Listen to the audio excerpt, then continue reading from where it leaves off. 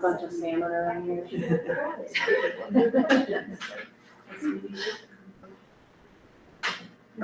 We're good? All right. Sean? Did you comment? I'm getting ready. You're good? Okay. I'd like to call this meeting of the Board of Education study session to order. It is August 10th, 2026, and it's 5:33 p.m.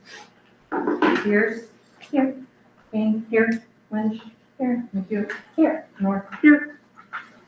I move to approve the agenda unless somebody has something to change. I'll second. Pierce? Yes. Kane? Yes. Lynch? Yes. McHugh? Yes. North? Yes. All right. Any public comment? Anything said? I know. I didn't have to turn pages because it's up here. Right. Right there. I'll just clean it up. So no comments in advance. Any public comments? I'll go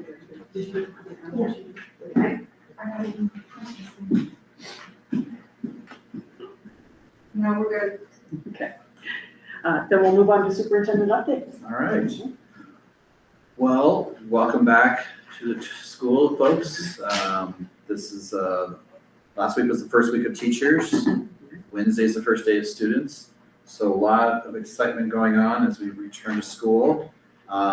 We were very fortunate last week to have a great kickoff on Thursday. Thank you for joining us That's wonderful. for that.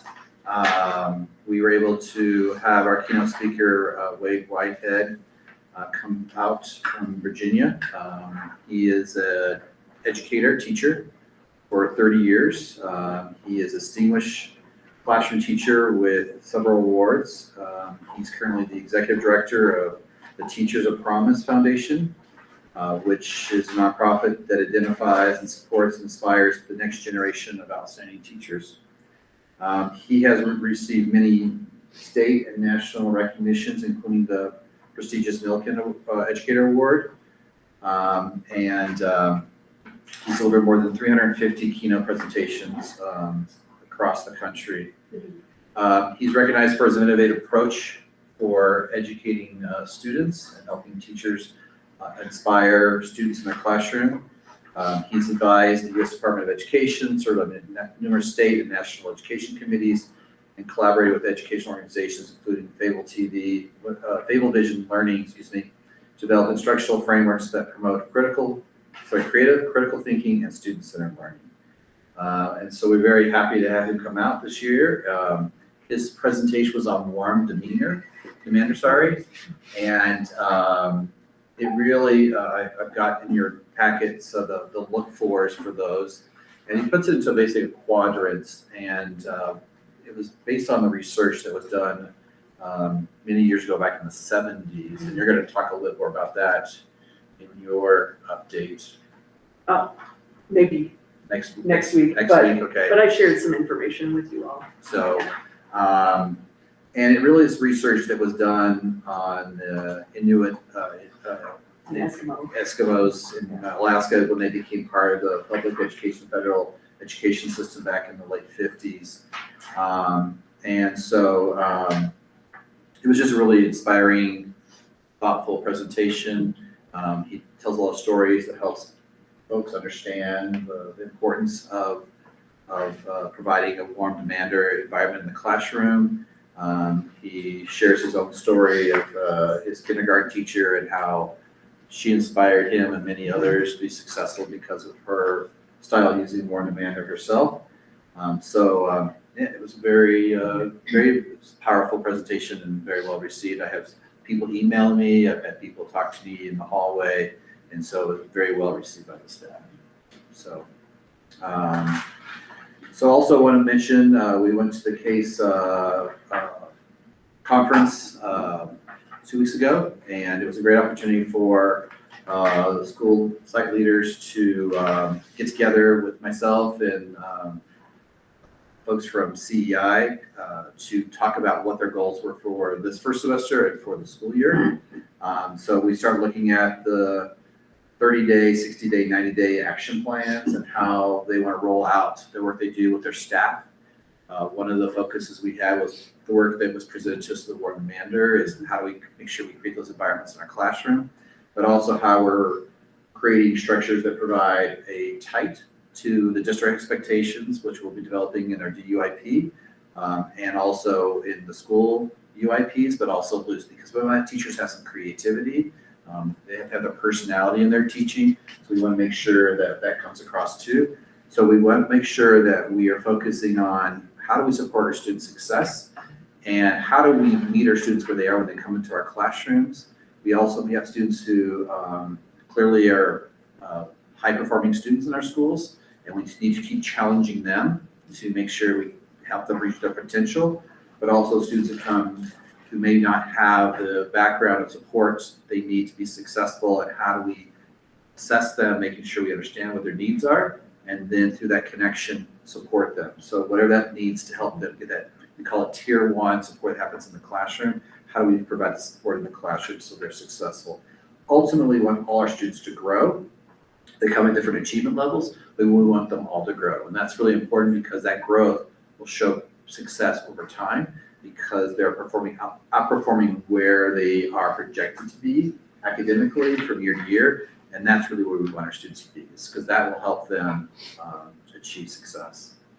And then the last thing, or there are 2 more things. One of the things is that when we were asked to put together, and I put in the document for feedback. So when we were talking about how do we revise the attendance policy, but how do we get it across to our families, help them make it understandable, usable. So we created an infographic type of approach to kind of highlight the importance of attendance. The regular and punctual attendance is essential for students' academic success, social development, and engagement in school. So that includes, as you see there, the key components there. And then how skipping school has a real impact on students' academic achievement, school connectedness, and future employability. And then we put in there that the Board of Education expects students to attend school regularly and on time to maximize learning opportunities, social engagement, and overall well-being. And then we put a contact in there because if a parent is needing support with their child's attendance, we felt that that needs to be in there. And Michelle really stepped up for that, putting her name in here. So she's our truancy officer, but she also is a resource for parents to access, whether it's the city or the county, the court system, how to help them navigate and get supports they need regarding consistent attendance in school. Yes. Is there some reason why we didn't, and I could see why maybe, but why we didn't include the requirement statutorily to attend school, and that it's a thing? Okay. It's not, this is all warm and fuzzy and good and optional sounding, Okay. but it's a law. Okay. I don't know if that's gonna push people one way or the other, but I feel like a lot of people don't understand that there are actual legal consequences to not having your child attend school. Okay. I love that we have Michelle's information, because I think that's the struggle, is parents Who do you don't know talk who to? to reach out to. Right. Yeah, poor Yeah. Michelle. So I appreciate her stepping up for that. Yeah. That's a huge benefit, I think, to just have that right there, easy to read, easy to access. So that was a great idea. Thank you. A question that's not in your report, but one that came up when we were talking earlier. So I was a little surprised to hear that we might be looking at hiring a grant writer for the educational stuff. I thought we had contracted CEI to So do CI is that. going to be working with us for compliance of the grants and so forth, but we realized that there's some parts that we need to take on. Jen's been taking a lot of that on right now, and it's becoming a little burdensome. So we have money in grants to pay for that position. So that's what we're doing. For some reason, I was under the understanding that we contracted with them because they would be doing that and we would be saving that money, but we're not saving that money anymore? Well, we're going to be doing co-working together on that because it's become more evident that we need to work. There's a lot of compliance besides grants. It's at the state and federal level too, some of the paperwork, and they don't do that part. So we realized that we need to take some of that on. Gotcha. So we have a monetary There is some money issue sharing. here. Yeah, so it's coming from the grants. We You already might said. remember that I was a real pill about this because I really, really wanted a full-time grant writer. So I'm actually happy to hear that we're heading that way, but I just wanted to understand where we went on Yeah, the pathway. Jen's taken a lot of work on this summer regarding the grants as we transitioned away from what we had the director of teaching and learning. And we've helped the transition of some of the programming to the principal levels. So they're doing the site based as far as some of what they're doing, but we realized some of the compliance stuff we had to do was a little bit more than just the grant writing too. And it falls within the title programs. And so because of that, we met our requirements. We are recertified for this coming year, but at the same time, we need someone to explain what we're not. Gotcha. So that part will fall into the grant writing, which there's always opportunities for us because we qualify since we're a rural district. So we'll continue to seek those out. CEI will continue to help us with those too and the compliance part of that. But we realize that we need to have that support, but it won't be at the level of expense the previous situation was. But also, you know, the gap there was the other part of the grants. You know, the facility, the Collecting data and safety filling out, right. and all of that. And that's where my biggest concern was, because I felt like that was where our ROI was when we got that money. Yeah, that's something we need to think about too. We may end up in some of those, like currently the safety grant, I believe is what it's called. Jen knows a bit more about that.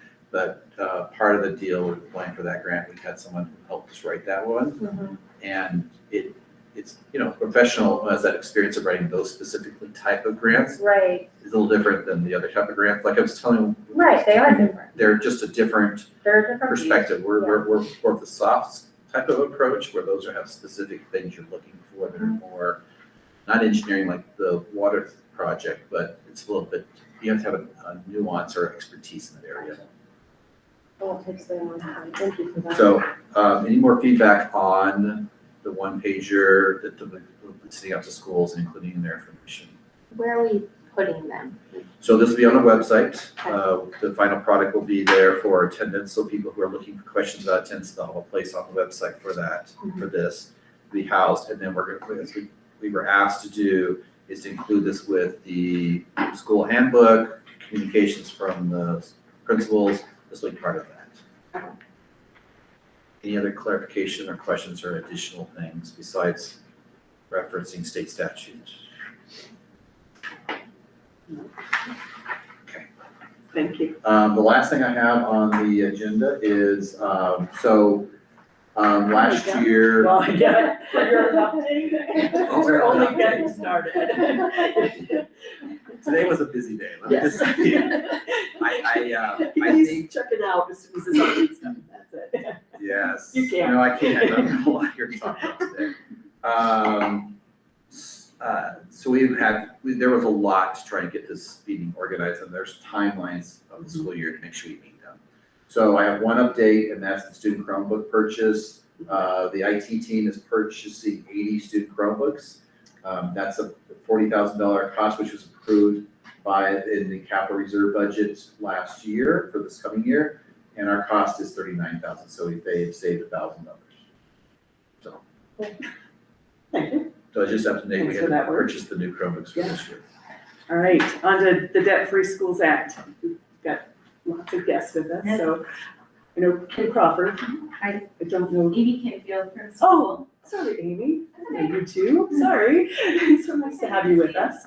But yeah, if you want to come, you can stay where you are. You can come forward if you want to use the Do you table. want us at the same time, or do you want You come on, him to go, start? yeah, it's Okay. So we'll let you each speak, but Do you want them to go first, so you? Or is there other side? Let them go first. First, if it doesn't matter, we can let Doesn't them. matter. Okay. two of us and then Amy and Okay. So I need to do like this presentation. I think what we're gonna do is let them Let go them- first so that they don't have to say the entire Okay, presentation, because there's a lot of information to share, so we'll let you guys talk and then we can go into some overview here in a little bit, if that's okay. I will pull up your presentation. Perfect. Yes, I have some slides that we reviewed with Les and Jennifer, and then a lot of it is our topics that Kim can chime in on as well, and sample ballot language that can wrote herself. So I think it will probably flow nicely between the two of us. Kristen, we got Georgian. Yeah. She's harping. He didn't come up to let it in. Let me see. He's not, We'll wait for he's him. not in the waiting room, but let me share the screen. Okay. Thank you.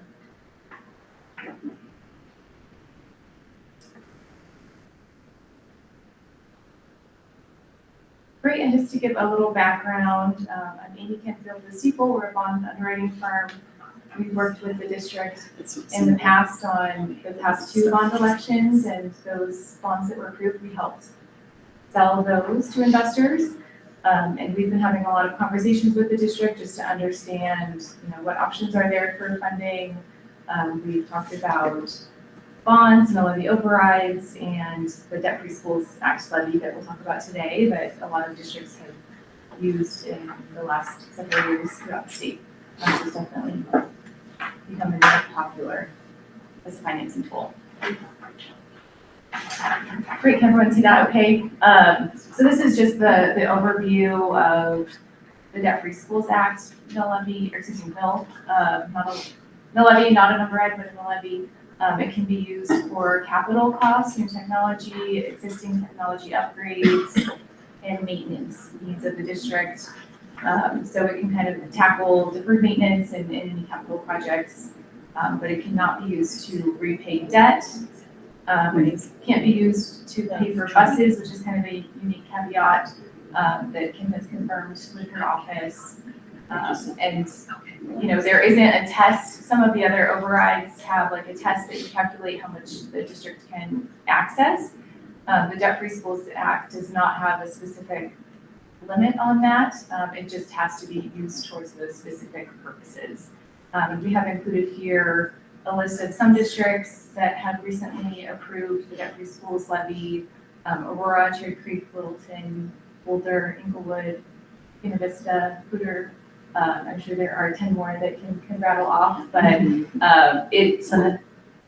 So it is a common tool. We're seeing it used pretty broadly throughout the state, and especially for districts that have previously authorized the conventional mill levy override like the district has and don't have any more capacity for that. Anything I missed? That's it? Okay. So I think, if this is something the district will evaluate, so we kind of talked about, the tax impacts and kind of different ways to structure it. So we did want to mention that some districts authorize a fixed mill levy, and some districts authorize a fixed dollar amount, and that obviously will change over time depending on the district's tax base growth. So if it is a flat mill levy and the district's tax base continues to grow, then that revenue can continue to grow. If it's a flat dollar, it doesn't grow with the tax base. So that mill levy over time will decrease as the tax base grows. And there are other, sorry? The levy rate. Yes, mill levy rate, yes. But there are some districts that have kind of met in the middle and they've authorized a flat dollar amount that grows with some growth level, like an inflation, they tie to a certain inflation metric. If you scroll down, we just kind of graphically showed what that can look like over time. Obviously, we don't know exactly what will happen with assessment rates and the district's tax base and market values, but just to kind of show kind of the impact over time is something for the district and the board to keep in mind as you think about potentially putting that question together.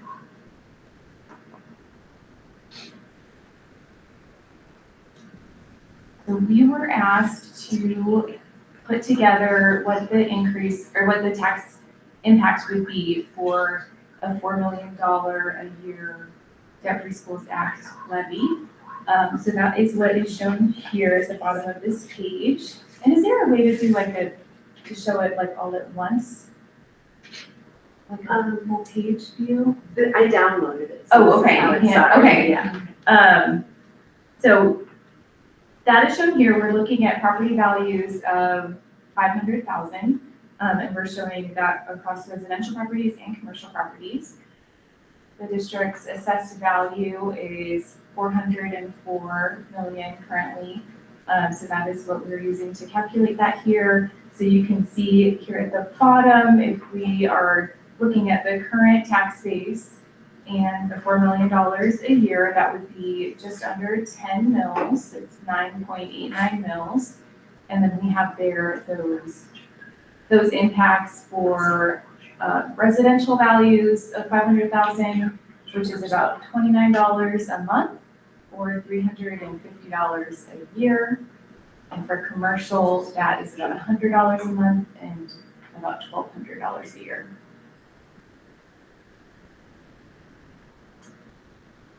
And then we've also included some sample ballot language. If you have any specific questions, you can ask him because she wrote a lot of these. I have Karen. But we have the Aurora question, the Cherry Creek question, and I actually think, in talking to district staff, if the district does want to move forward with a dollar amount that grows with inflation, the Colorado Springs School District 11, they use that language, which is on the next page.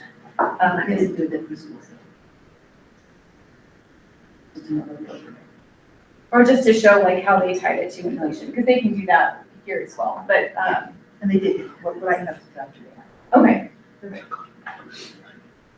So yeah, just to kind of show that, to add context of other districts that have used this tool, I think something to also call out is the Littleton question tied it specifically to freeing up dollars that otherwise would have to go towards these capital costs and deferred maintenance costs that those dollars can be freed up and then go towards teacher salaries. And they have described that in the question. I think Aurora specifically did that as well, and Cherry Creek. So, yes. And DPS. So with that, Kim is an expert on all of that, so if you have any questions. We also just added, if you have any questions on the district's debt, we also included the statutory bonding limit, just as a metric if you have any questions on where that currently stands. So the district does have the 2022 bonds outstanding of 32 million, and then this statutory cap is 20% of assessed value, which currently there's a remaining 48 million under that test once you take out the outstanding bonds. There's also a higher test of 6% of actual value, which is much higher at 185 million. So not to say the district is looking at bonds right now, but just to show you where you stand from a capacity standpoint. And then on the next slide, we do have the outstanding debt from the most recent 2022 bond, which is the only bond outstanding. And those payments are level under 2.5 million through 2046.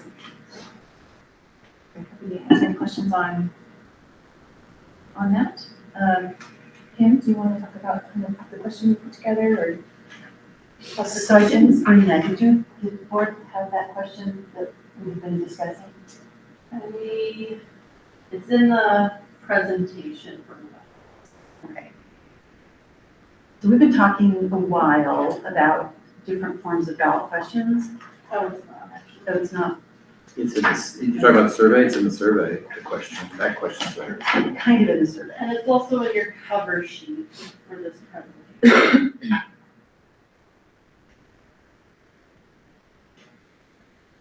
So is there something else you would like me to, Jeff? I don't have it unless you can go. It's on the last page of your cover sheet, it's a sample ballot measure. Mm, yeah. Last page of your cover sheet.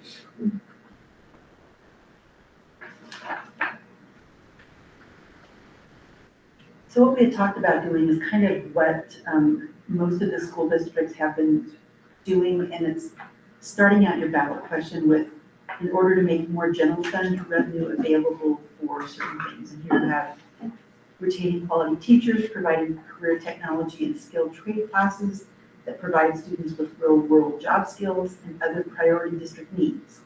Shall Clear Creek School District taxes be increased up to $4 million annually? commencing in 26 for collection in 27, and increasing annually by the rate of inflation based on the Denver Aurora Lakewood CPI. And that's what the state bases their, when you do your total program funding, that's what they base inflation on. To be utilized for ongoing maintenance, capital improvement costs, including but not limited to, providing funds for ongoing maintenance and capital, well, that's already in there, so allowing the district to increase its capital reserves for future maintenance needs, maintaining classroom technology, students and staff devices, instructional equipment, and upgrading software, with the revenue to be collected from the imposition of a mill levy at a rate sufficient to produce the amount specified above, which is the $4 million, and to provide that revenues used only for ongoing cash funding of capital construction, new instructional technology, existing technology upgrades, and maintenance needs of the district as authorized in, and then I have the statute, which is the Debt-Free Schools Act, which we need to have a ballot question so people know what we're referring to. Your polling people said it was really important to have, provided that these expenditures shall be subject to an annual audit and reviewed by a board-selected citizens oversight committee. They felt that that was important, that the district be accountable for how those funds are being spent. And then I just have a table, and shall the revenue be collected and spent without regard to the provisions of Article 10, Section 20 of the Colorado Constitution. So one of the things, if I can segue your two presentations, is Amy mentioned, and she talked earlier, but had the graph about the overtime. So one of the things about having a fixed dollar amount with the CPI, it does allow us to increase that dollar amount if inflation increases in those locales to support funding in the future for the district, as opposed to $4 million will be different, worth a different amount in the future. So making sure that we continue to grow as that improves.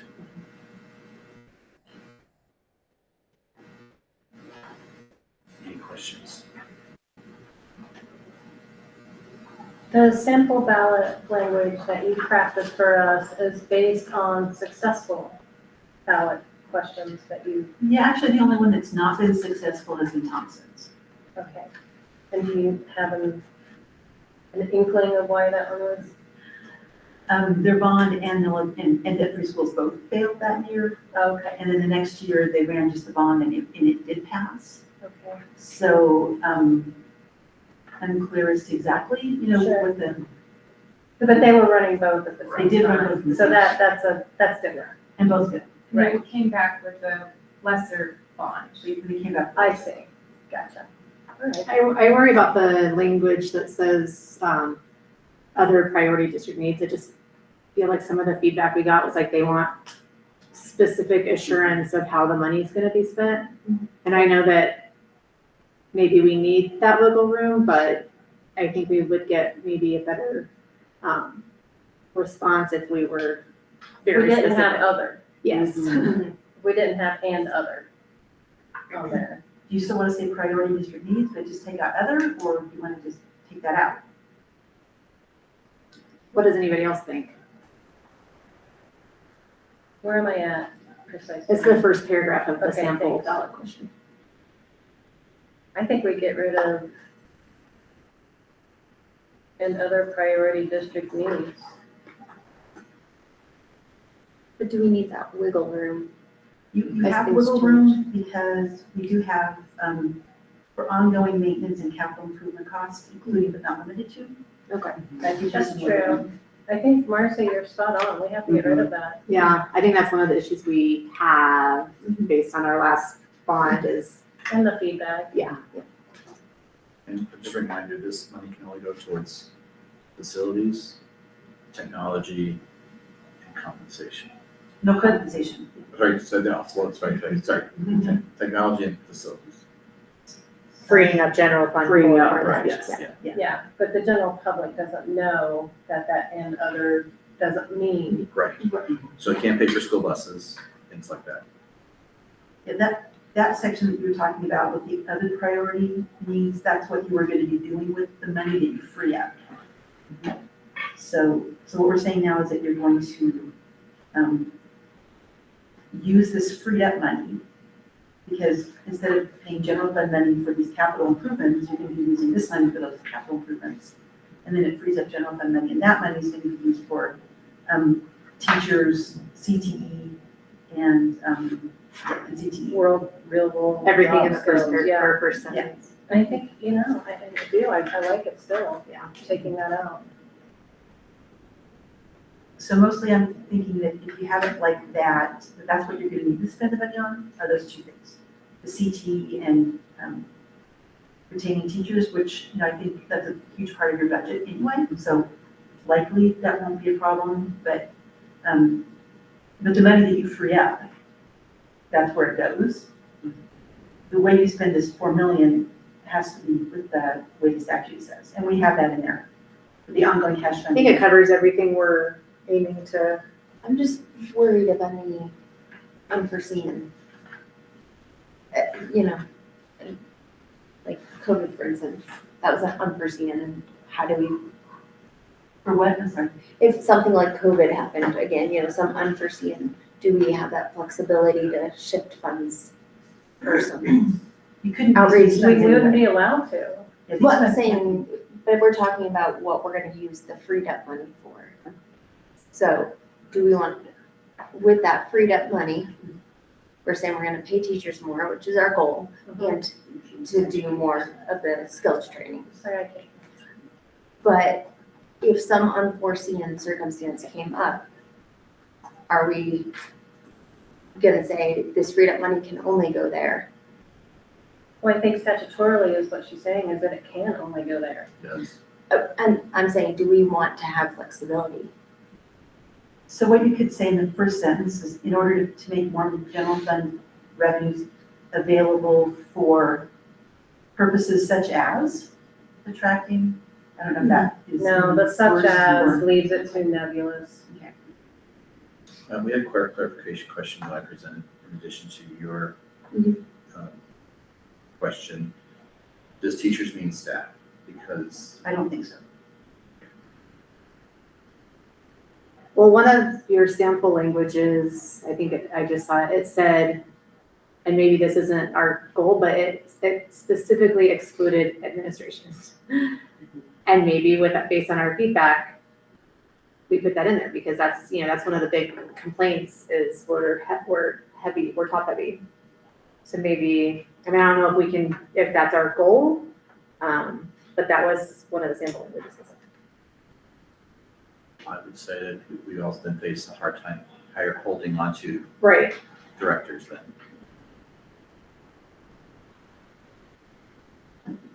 And bus drivers, and custodial, and food service workers. How much do you spend on teacher salaries a year? I'm looking behind you. So, I'm sorry, Wes, did you say teachers is also staff or is not also staff? No, I said, it says teachers, I asked, does that include staff? And she says, no, the language says teachers only. That's- But are we statutorily allowed to even include staff? That's what the To question do is what, right I'm now. sorry? Are we statutorily allowed to include staff?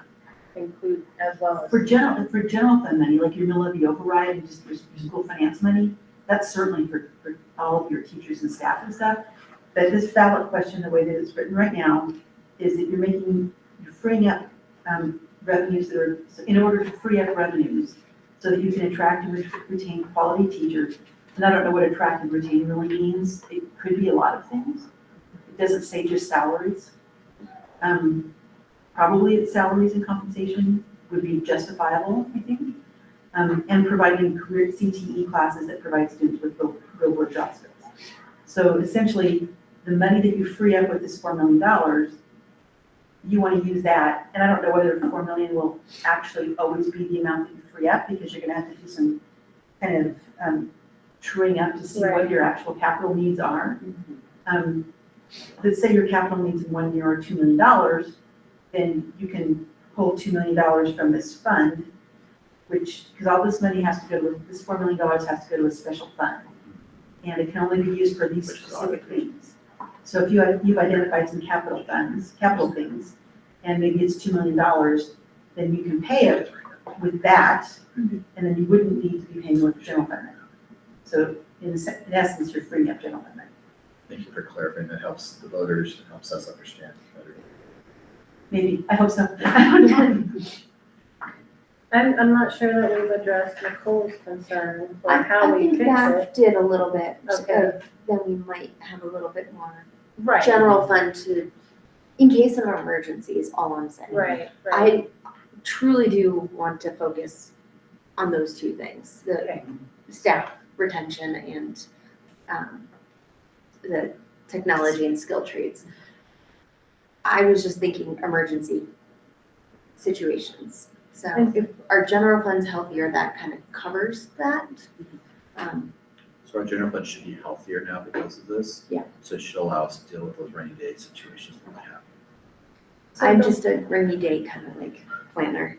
Yeah. Or we absolutely. can Use for technology and. You know, you just don't Sure. know what's gonna happen. Right, We've had a lot of curveballs. Yeah. So, but this should free up some the general funds. Okay. So And- that should take care of the other operating expenses and the reserve machine for something happening. I'm okay with removing that for this, you know, what we've discussed. Right. The priorities.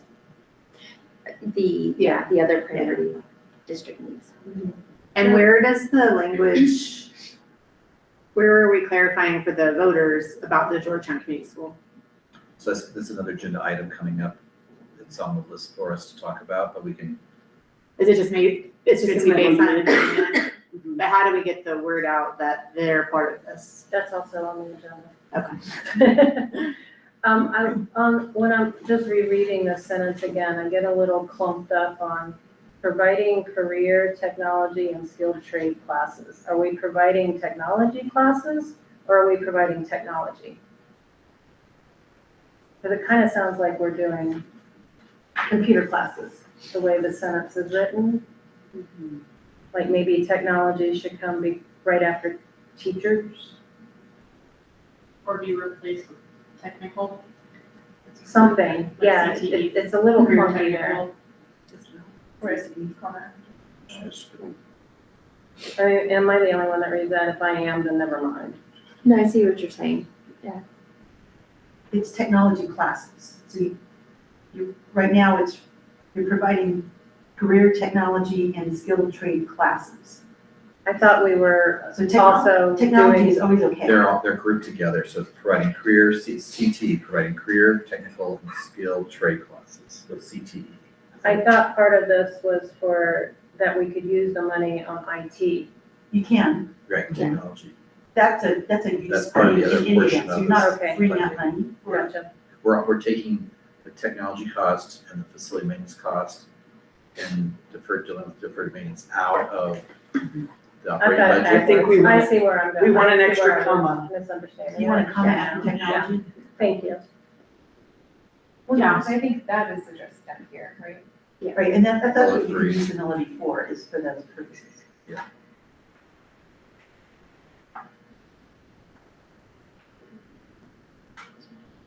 Well, the crew takes care of clarifying some more.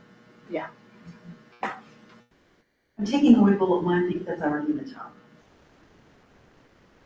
Providing funds for ongoing maintenance and capital improvements, and then right before that it says Oh, for right, ongoing maintenance and capital improvements, so I'm taking that out. thank you. So it'll just be 2 bullets, which is better. Yeah. Yeah, sure. I like that.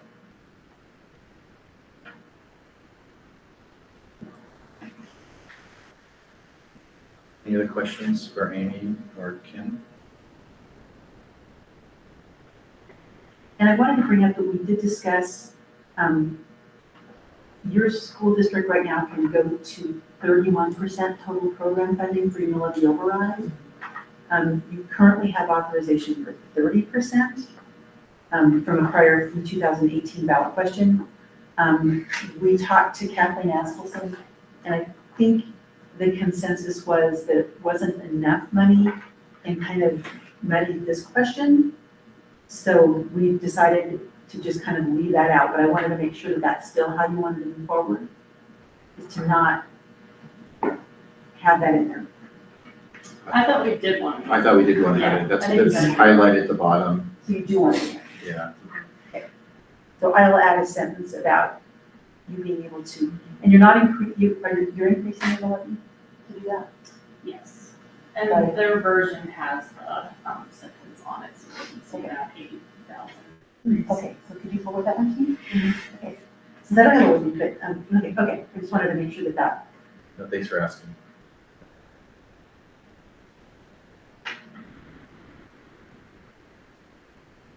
And so is the annual audit, is that gonna be the long range planning committee that is, That's who we hire an auditor, and that would be part of that auditing. and that Because it like goes to a a separate okay. fund, we have to audit how those monies are being spent. in Oh, and then accordance it's with the reviewed state by a statute and the ballot language. you do have So both. an annual audit that is always posted on your district website by state law. But what you're gonna need to do that, and I don't know if you're doing this now, is you're gonna have to select an oversight committee. And you can do that at any point after this is successful and just appoint 5 members or however many you want. That's the long range planning. Or you can, have that. We already have an oversight committee in place. So you can just add to their duties Right. to review. Well, actually, it's the same duties we asked them to do when we stood them up. We So, were prepared. well, we did it way in advance. Not that we knew we were doing that. Actually, you We were, knew they, eventually we yeah, would. yeah, Yeah. they were helping us with that.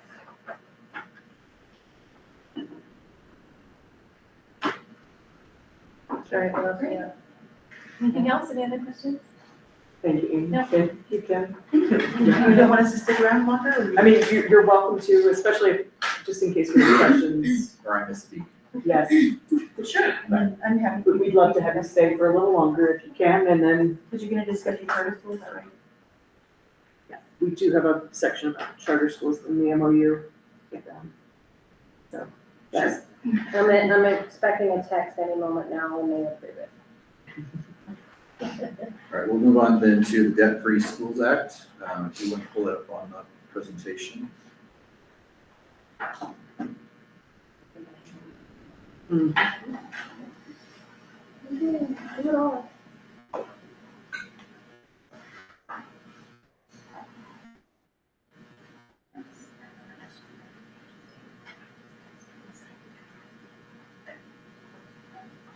There you go. This is one, it's just yours on the first page. Ah, okay, whoops. Give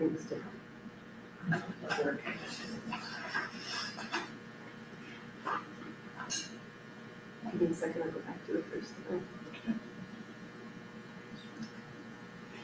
You're on it right Do we have our new slogan on here? Yeah. Oh, yeah, I see it. I'm making it bigger. now. All right, so in infographic presentation style, this is the highlight of the Debt-Free Schools Act. And so we've highlighted, which basically is the information that both Amy and Kim presented to you of what it means to have a Debt-Free Schools Act on the ballot. So that kind of gives you an overview of providing local control. It's a special purpose mill. It goes towards capital improvements, and it has an accountability structure to it, which helps make sure that our voters know where the funds are going towards and how we're spending the funds to support retention and recruitment of high-quality teachers, and take care of CTE programming and making sure that our buildings are deferred maintenance is being addressed and technology needs being addressed. If you go to the next slide. It wasn't blue, so there we go. So some of these graphics are a little off because we're in the process of still updating this, but these are the areas where the $20 million in deferred maintenance are currently in our district. Interior renovations, fire alarm systems, plumbing, lighting, technology, security, and HVAC. So we want to make sure that people understood, and this will go on to our website, educating our folks of where the funds would be spent. And this, by taking these investments, then it allows us to free up money for employee compensation and expanding CT opportunities in our district. Then we move on to the specific facilities, and the 4 schools that would benefit from this included the Georgetown Community School. So Carlson Elementary would get exterior windows built onto the school. This is not the most recent PowerPoint, so we need to get this updated, but okay, we'll get this fixed. The The next one is Clear Creek Middle School, High School. This is, not on there. Not on there. Correct. No. This is not correct. It was corrected earlier, so I don't know how this one got on there. So it's exterior lighting, plumbing, boiler, safety, and security. King Murphy would have HVAC, interior lighting, ceiling tiles, carpet, intercom, painting, safety, and security. So HVAC is not on that slide. It needs to be put on there. And last one would be Georgetown Community School, unit ventilators, heating, painting, safety, and security. And those changes were due to my feedback. They're on the version that you and I have, but they're not on the Right, version that's on the gotcha. screen right now. So I asked them to take irrigation off because that's just not something you do in the middle of a drought anyway. You know, even though we're pulling it from a pond and it's going toward a field, people don't know that in that little word. And also the Carlson. Right. So this just highlights for you where the funds would go towards is safer schools, protecting taxpayer investments, supporting technology, extending facility life, better learning environments, improving building reliability, and reduce emergency repairs. One of the things that in all this is that we have a quick return on investment by making our buildings more efficient. And so currently, as we talked about, we spend about $200,000 a year on utilities, and this would help us reduce those costs.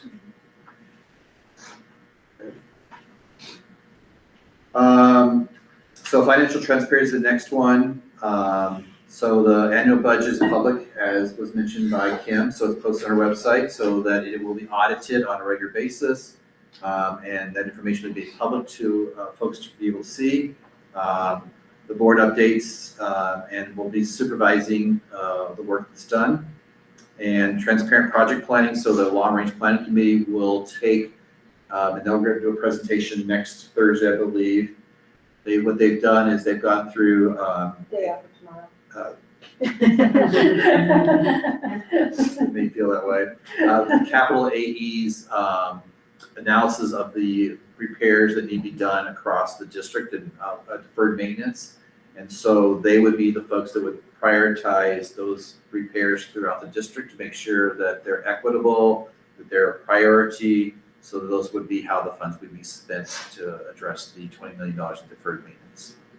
Is there any buzzwords or something we can add to the long-range planning committee, so that the community knows that that's a community-based committee, not just school board member, that it's got outsiders providing feedback, it's not just. Let's Right. call Yeah. put community in front of committee. Okay.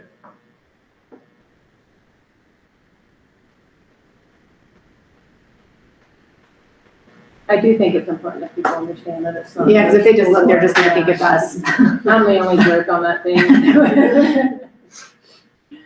But also, I think it's important for people to understand that, yeah, that's the long-range planning committee, looking at all these things, but you're doing that in coordination with Aaron as well. He's a big part of that discussion. They're working in tandem or like a group effort. Right. And so that, again, they're gonna look at the priority, which are the, I guess, called red.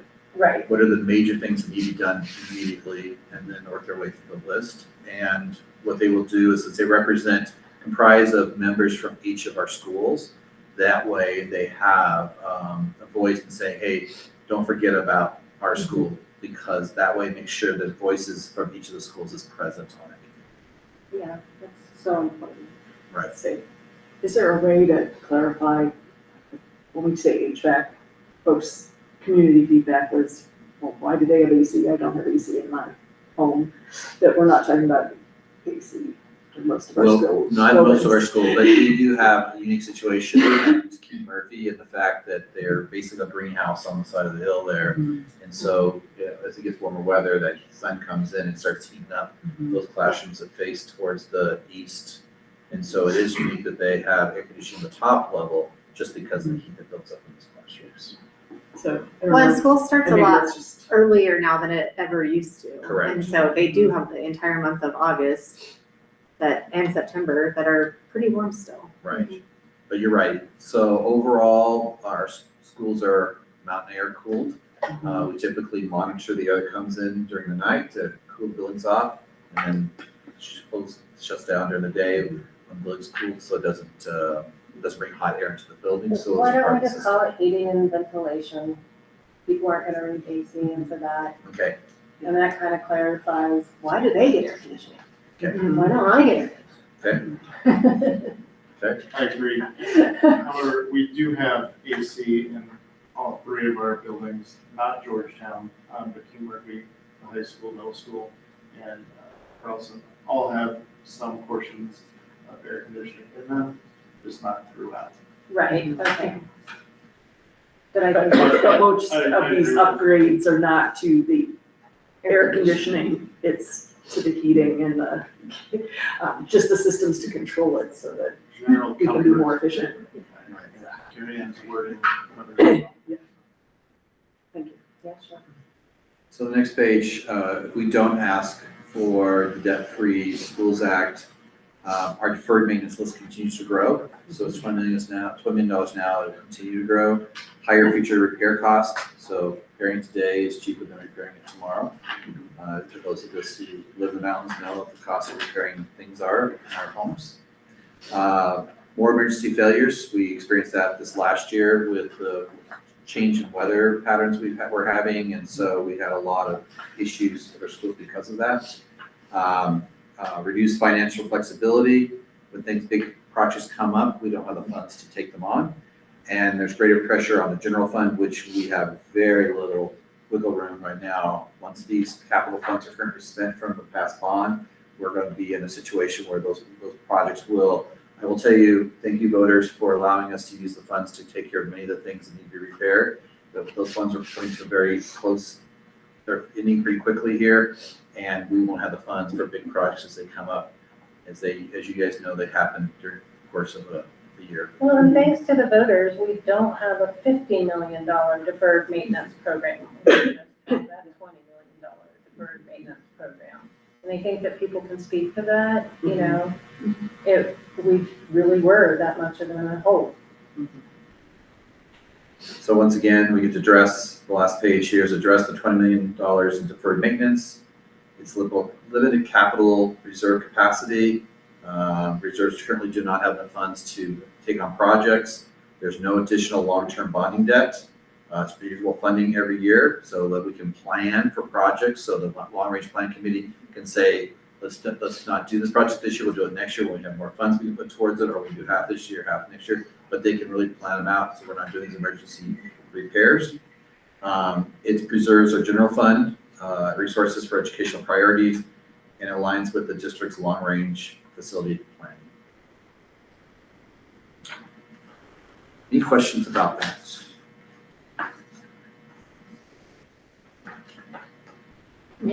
I like how it flows. Looks pretty good, yeah. Thank you, Jen. Did a lot of work for this. All right, do we want to move on to survey data? That's so personal. Yes. Well, no, not all of it.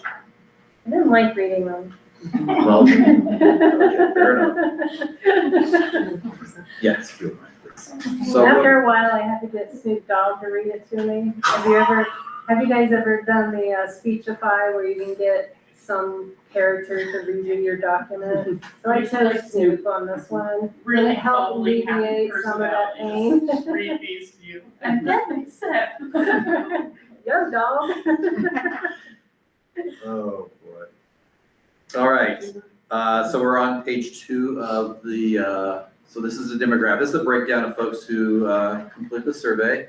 I want to be very clear that we've had 142, of course, the survey ran from July 14th to August 3rd, but we did not have as many as we filled out the first survey. So that is something we should be aware of. You see a breakdown of folks where they live and the percentage that filled out the survey. By zip code, there was a little differences than we would see as far as a balance of the numbers. It's interesting looking at that.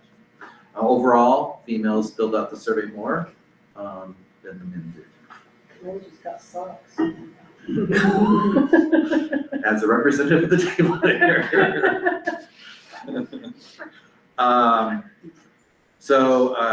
How confident would you say you were in Clear Creek School District's handling of taxpayer money? So you see a breakdown here. 49.3% said they feel very confident, and 43.6% said not confident. And it does break down interestingly by your gender range. So those who are more positive were the largest group of folks was, it looks like here, it was the folks 65 and older. And then next came 45 to 54, then it came 18 to 34, and then it went down from there to 35, 44, and then it's not to say. So it kind of just gives you a sense of the demographics of folks who filled it out. What I thought was interesting was the zip codes. Most support came from the Empire community as a percentage of the voters. So they had 30.34% who were positive. The next was Georgetown, 63.63, as far as their support of handling taxpayer funds. Next would be the Evergreen community at 60.4%. And then after that was Silver Plume, followed by Dumont, and then followed by Idaho Springs. Okay. Next, we're going to move on to resource priorities. With more resources, Clear Creek School District could increase its investment in one or more of the following areas. So please rank. So this is rank order on the scale of 1 to 5, with 5 being the most important. What you think should be the district's top funding priorities. So on this one here on page 7 through, let's see here, page 6 through 7. So the priorities were based on the survey of ranking was that compensation is dominant priority, followed by CT concurrent enrollment. And then it jumps down to facility safety and technology have support but less urgent, which, I mean, it makes sense that they're focusing on those two things, but to do so, we have to operate our facility costs. But so they felt they need to be done, but it wasn't as priority as compensation and CT. So those really stood out to our voters. You're going to see that consistently through this survey as you go through it. Ballot measure question, which is page 8. So the proposed ballot, you can see the breakdown there. So overall, it was pretty positive with ballot language. Any questions? Okay, so breaking down the ballot question by age. The folks who had the largest support of it are those 45 to 54. Second was those 55 to 64. Third were 18 to 34. 4 were 35 to 44. And the older was at least at 50%, 65 to and older.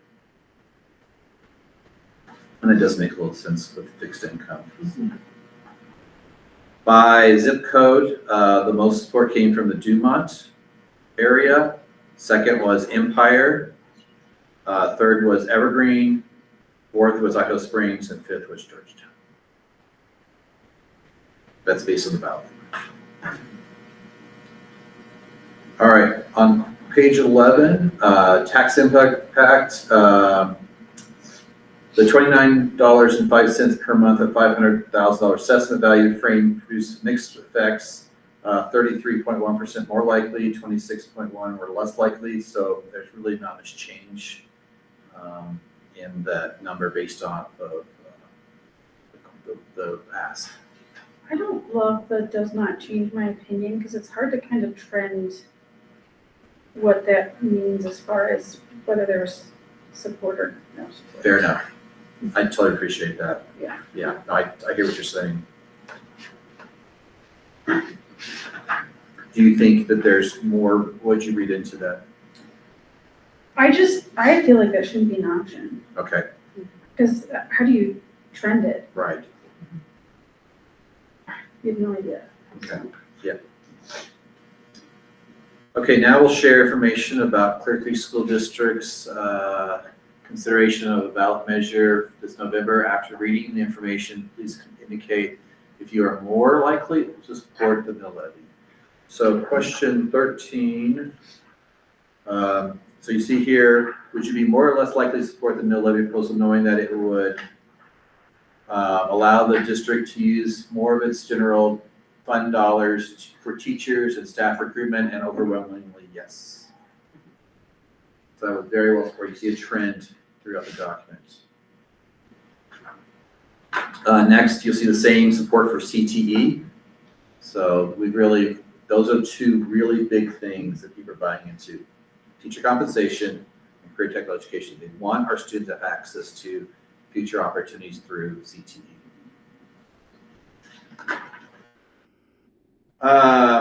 And also the fact that our teachers approximately $11,000 lower than the average in the region area that contribute to turnover, they feel much more likely to support that knowing that that's the situation. Okay.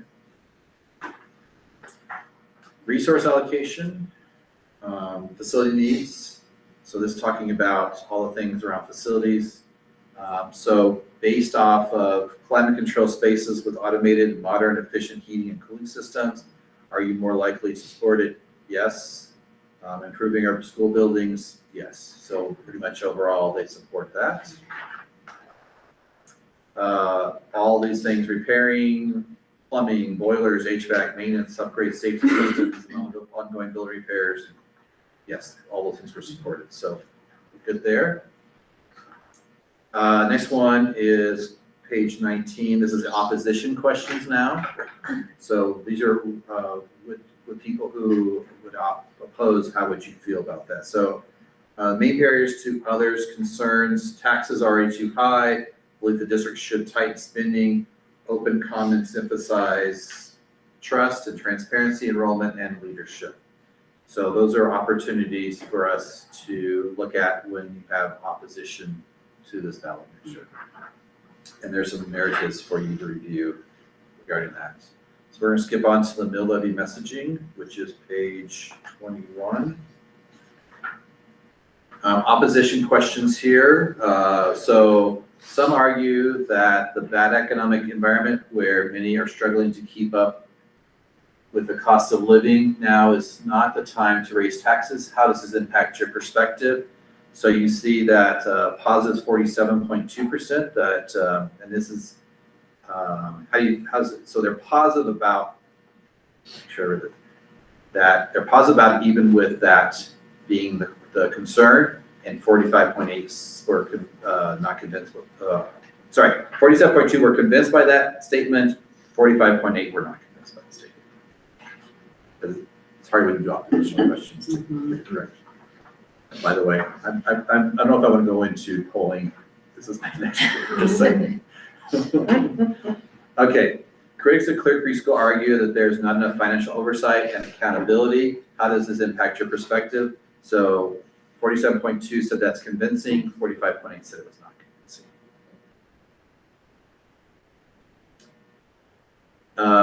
Critics, this is enough money already. Critics of Clear Creek School District argue the district already has the money it needs to just to change priorities and be more fiscally responsible. Is this messaging, so is it convincing 47.2, not convincing 45.8? So you see consistency of the breakdown on all of those questions. All right, so then page 25, we changed to pro.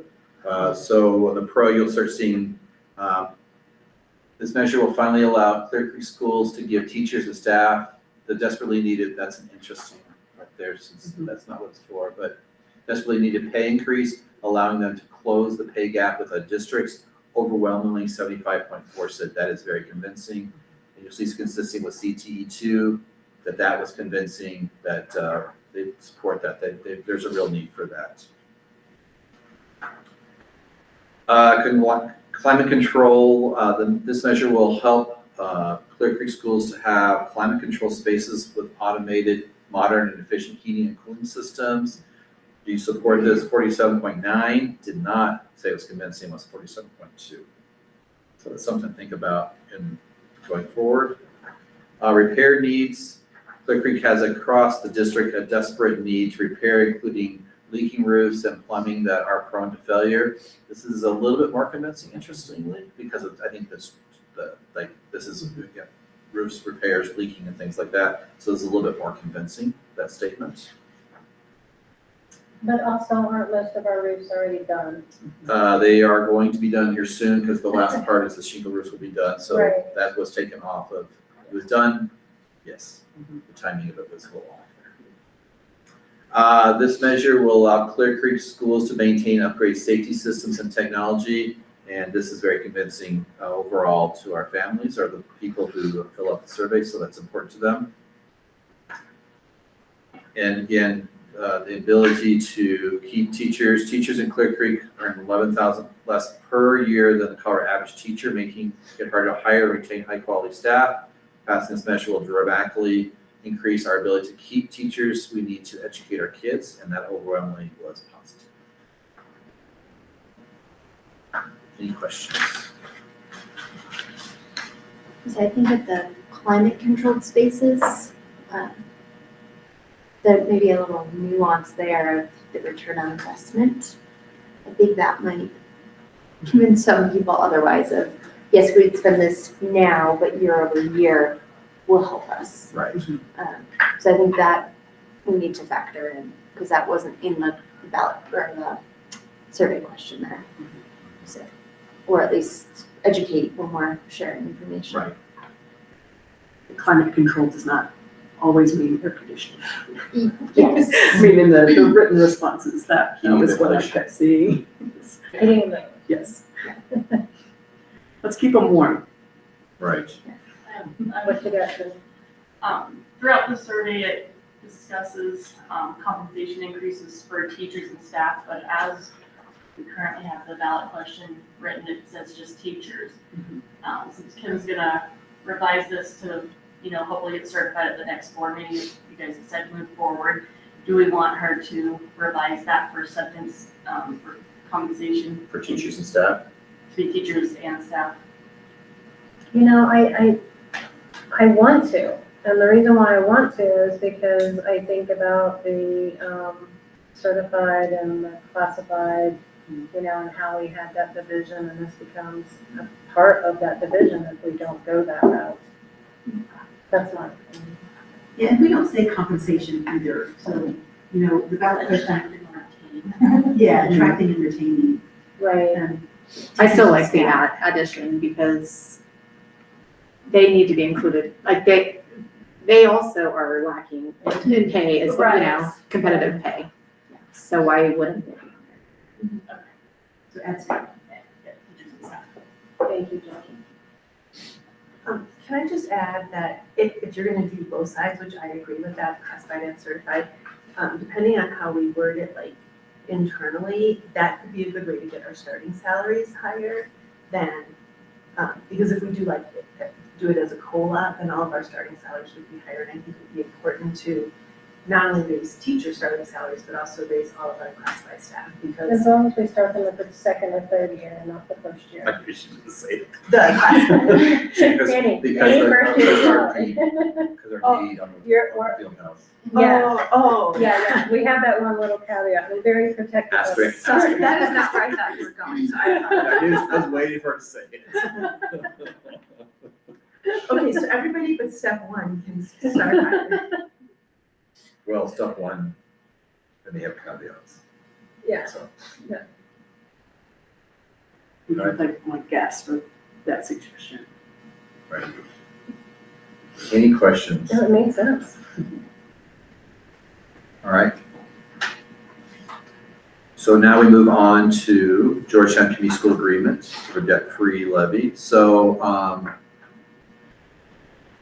I really appreciate the input that Marcy and Carrie Ann provided us for this conversation. I guess, Jen, you want to join me in kind of talking about this? So one of the things that we needed to make sure that was in place was how do we pass, if the voters from all of our communities that make up Clear Creek County vote on this, how do we make sure the funds get to the charter school to support their needs? And I'll be very transparent, if they're watching us, I hope so. They're all too, having a meeting right now. right? Yeah. So that they have, because of the cost of running Georgetown Community School, they have really dwindled down their reserve over time. and they are in need for compensation for their staff, also operating their school, and also building up their reserve for that rainy day situation that may occur for them. And so one of the things that we're proposing here is that we provide them with offsetting the cost of facilities, maintenance, and technology.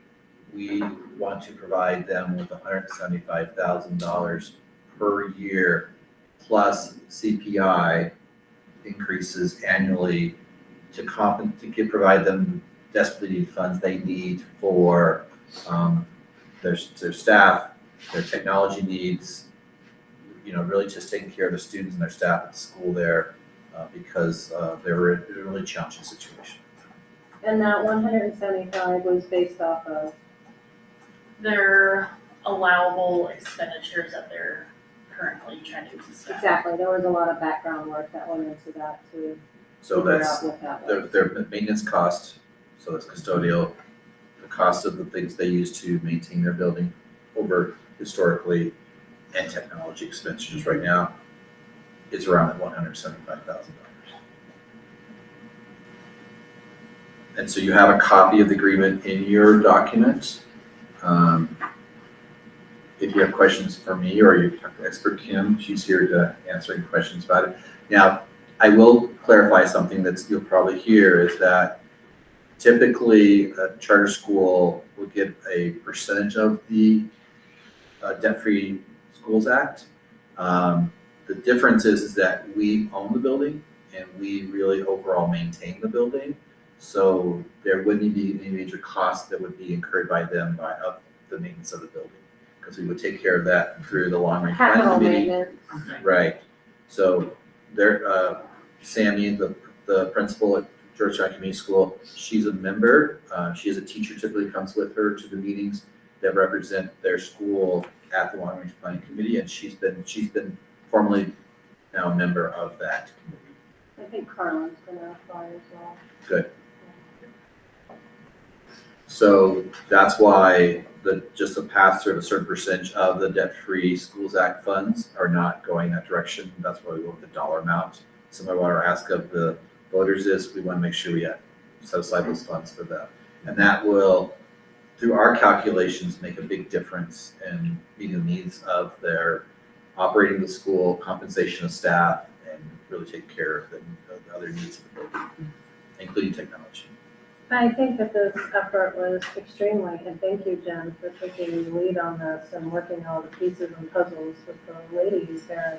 It was not easy to piece it together, but I think it's really important that Georgetown has some buy-in to this. They have a population of 1,400, which is only 400 away from Idaho Springs. And if they aren't getting anything out of it, we would lose those voters.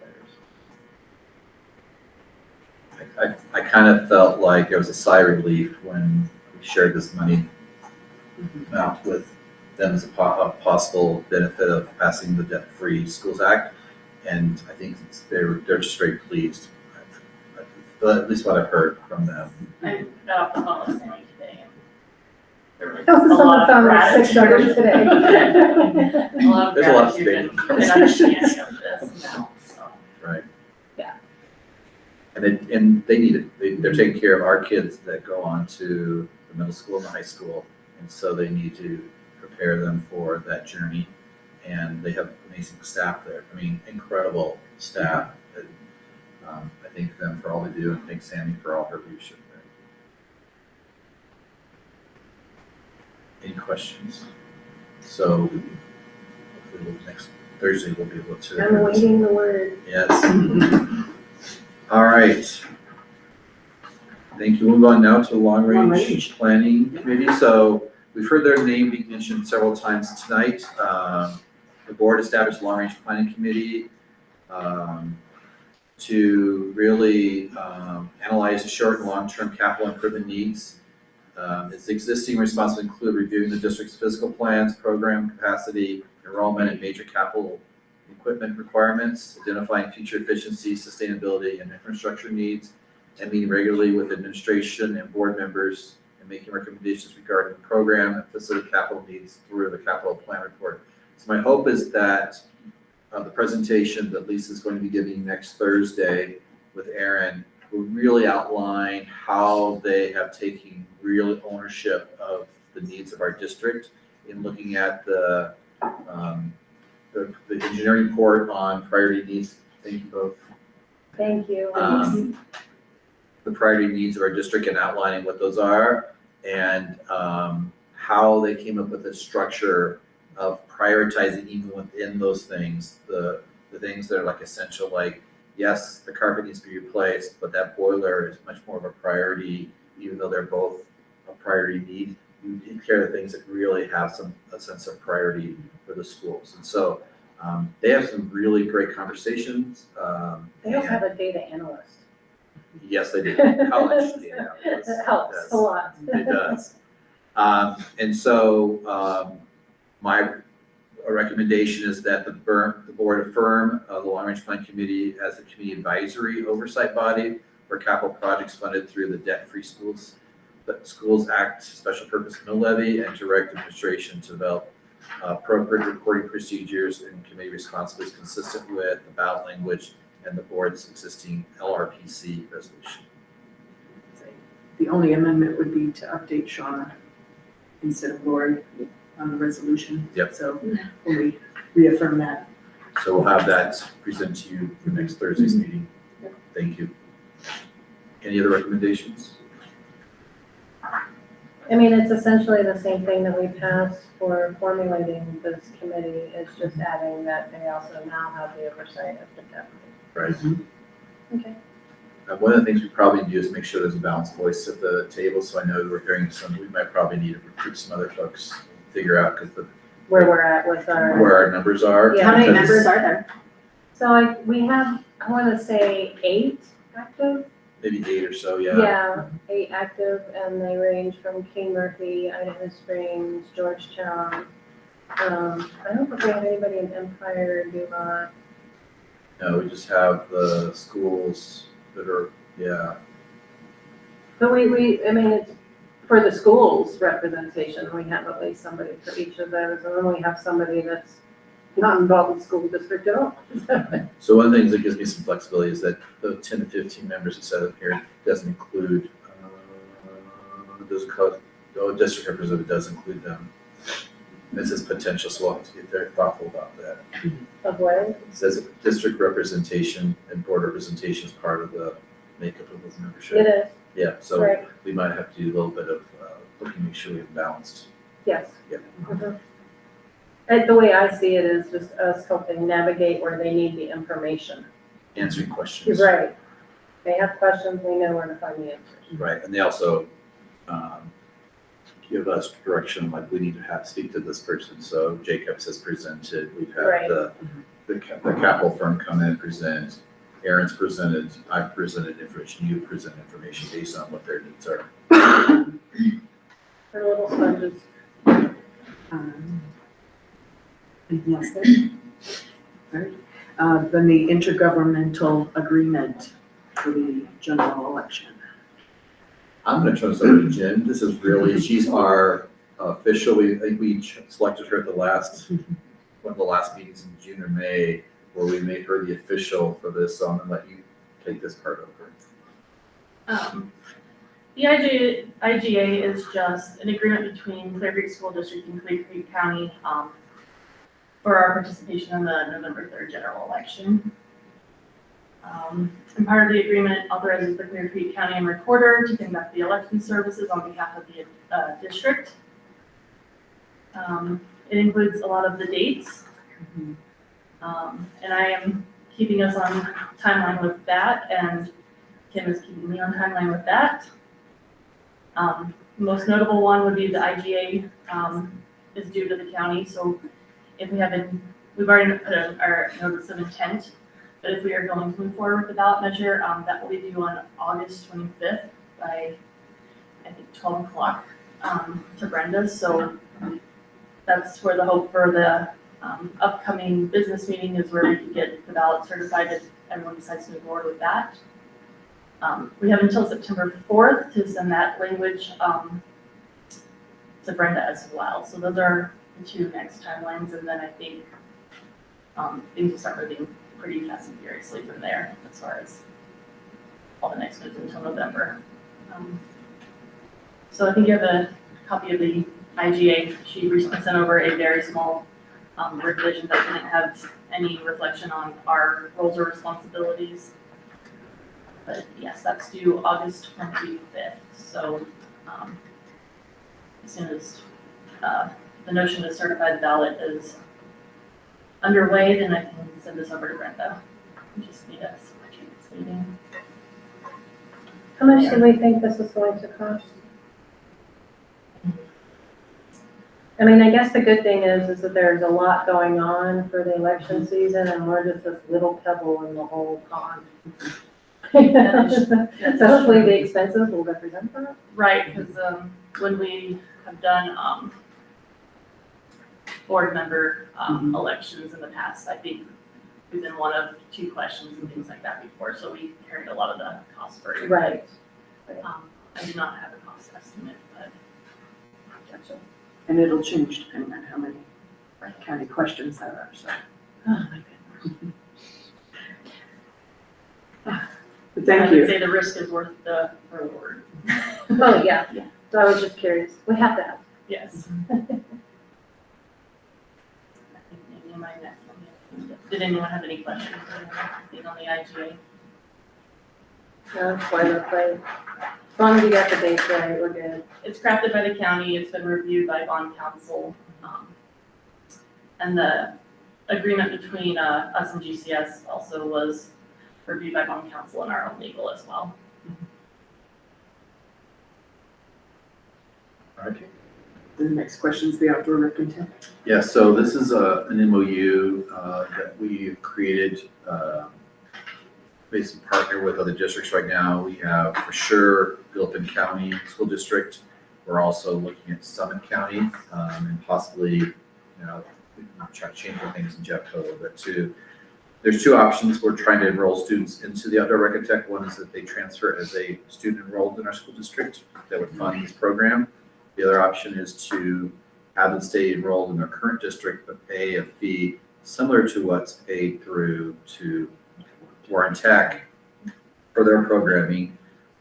The proposal that I present to you all for approval is that the proposed tuition structure be $4,800 per student, and then there would be a participation of $500 non-refundable program fee per student that the family would be responsible for. Those students in our district currently would qualify for possible scholarship from the foundation for that funds. So that would not be a problem for having students access this programming. Right now, I think we have 2 or 3 students from Gilpin that are looking at coming here. One of the questions that came up from Superintendent McKenzie, it was that would there be additional fees on top of this? And at this point, we're going to say no additional fees on top of $4,800 tuition. That way we keep it clean, and then we can learn through the course of this semester what the costs are. I appreciate the board's support is moving in this direction. We do not know what the complete financial impact. We've done the best we could at predicting what they would be, working with the foundation to cover some expenses, working with the vendors to cut the cost of the programming, or creating situations where it's group based on 6 students per pod, is what we call it. And so our hope is that we have really made it the best as far as the cost for the program and viability of the program to grow. I really think this is an important thing to take this chance on our students and giving them opportunity, and also as a possible chance for potentially other students who would really seek out this opportunity to enroll or to join our program so that they are part of it. I think we have a channel, one of the news stations is coming out here in 3 weeks to do a program on this program for TV. And so we're hoping that will help spur some excitement, and maybe some students will still possibly transfer before October 1st if they choose to enroll here, or the parents will sign up for the program after they see the video. Can we get the rights to the video and put it on our website? I would definitely ask for that. That's a great or at least idea. social media. Yeah, And typically they give those out for free because it's also promotion for them too. But yeah, let's get it everywhere. Yeah. Who's the reporter? If you said the name, we'd probably know it. You would know I that. don't try to catch you. Kimberly told me the name today and I'm sorry. It's okay, it's fine. Yeah, and you were the part of the conversation too. I know, I'm like, if you said the name, I would It was like- probably know it, but. Brian or something like that. It started with B, I thought. Channel 2, Channel 4, Channel 7. Seven, Seven it or was nine. 7 or 9, yeah. Yeah. I'll get better at remembering these people's So names. GCS just voted to approve. Thank you, Excellent. They said thank you for all the help. sure. That's great.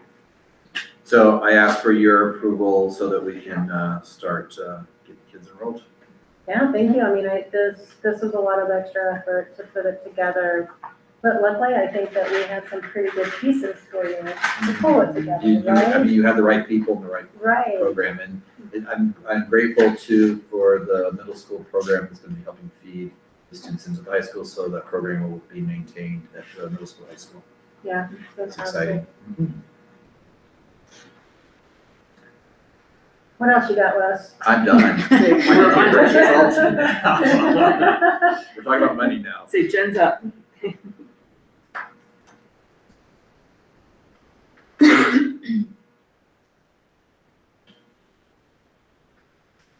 Okay, since we didn't meet, for the months of June and July, I think it's the first time you're seeing the expenses, I did do a $10,000, recap, for expenses over 10,000. Under, DGA policy, it's only for the non-budgeted ones, but the majority of the items on this list were budgeted. I provided quite a bit of notes in the side column, just indicating which ones are quarterly, monthly, annual, biannual, which pieces are part of the grant and or bond. I think most of the top 10 were probably items that we are expecting to see here. The AWF was funded by a grant, so right now the expenses are on our book, but we receive reimbursement for half of it from the foundation and then half of it from Evergreen Strong. A couple of payments to CEI for grant work for this upcoming fiscal year. They bill the first half at the beginning of the year and then the second half of semester.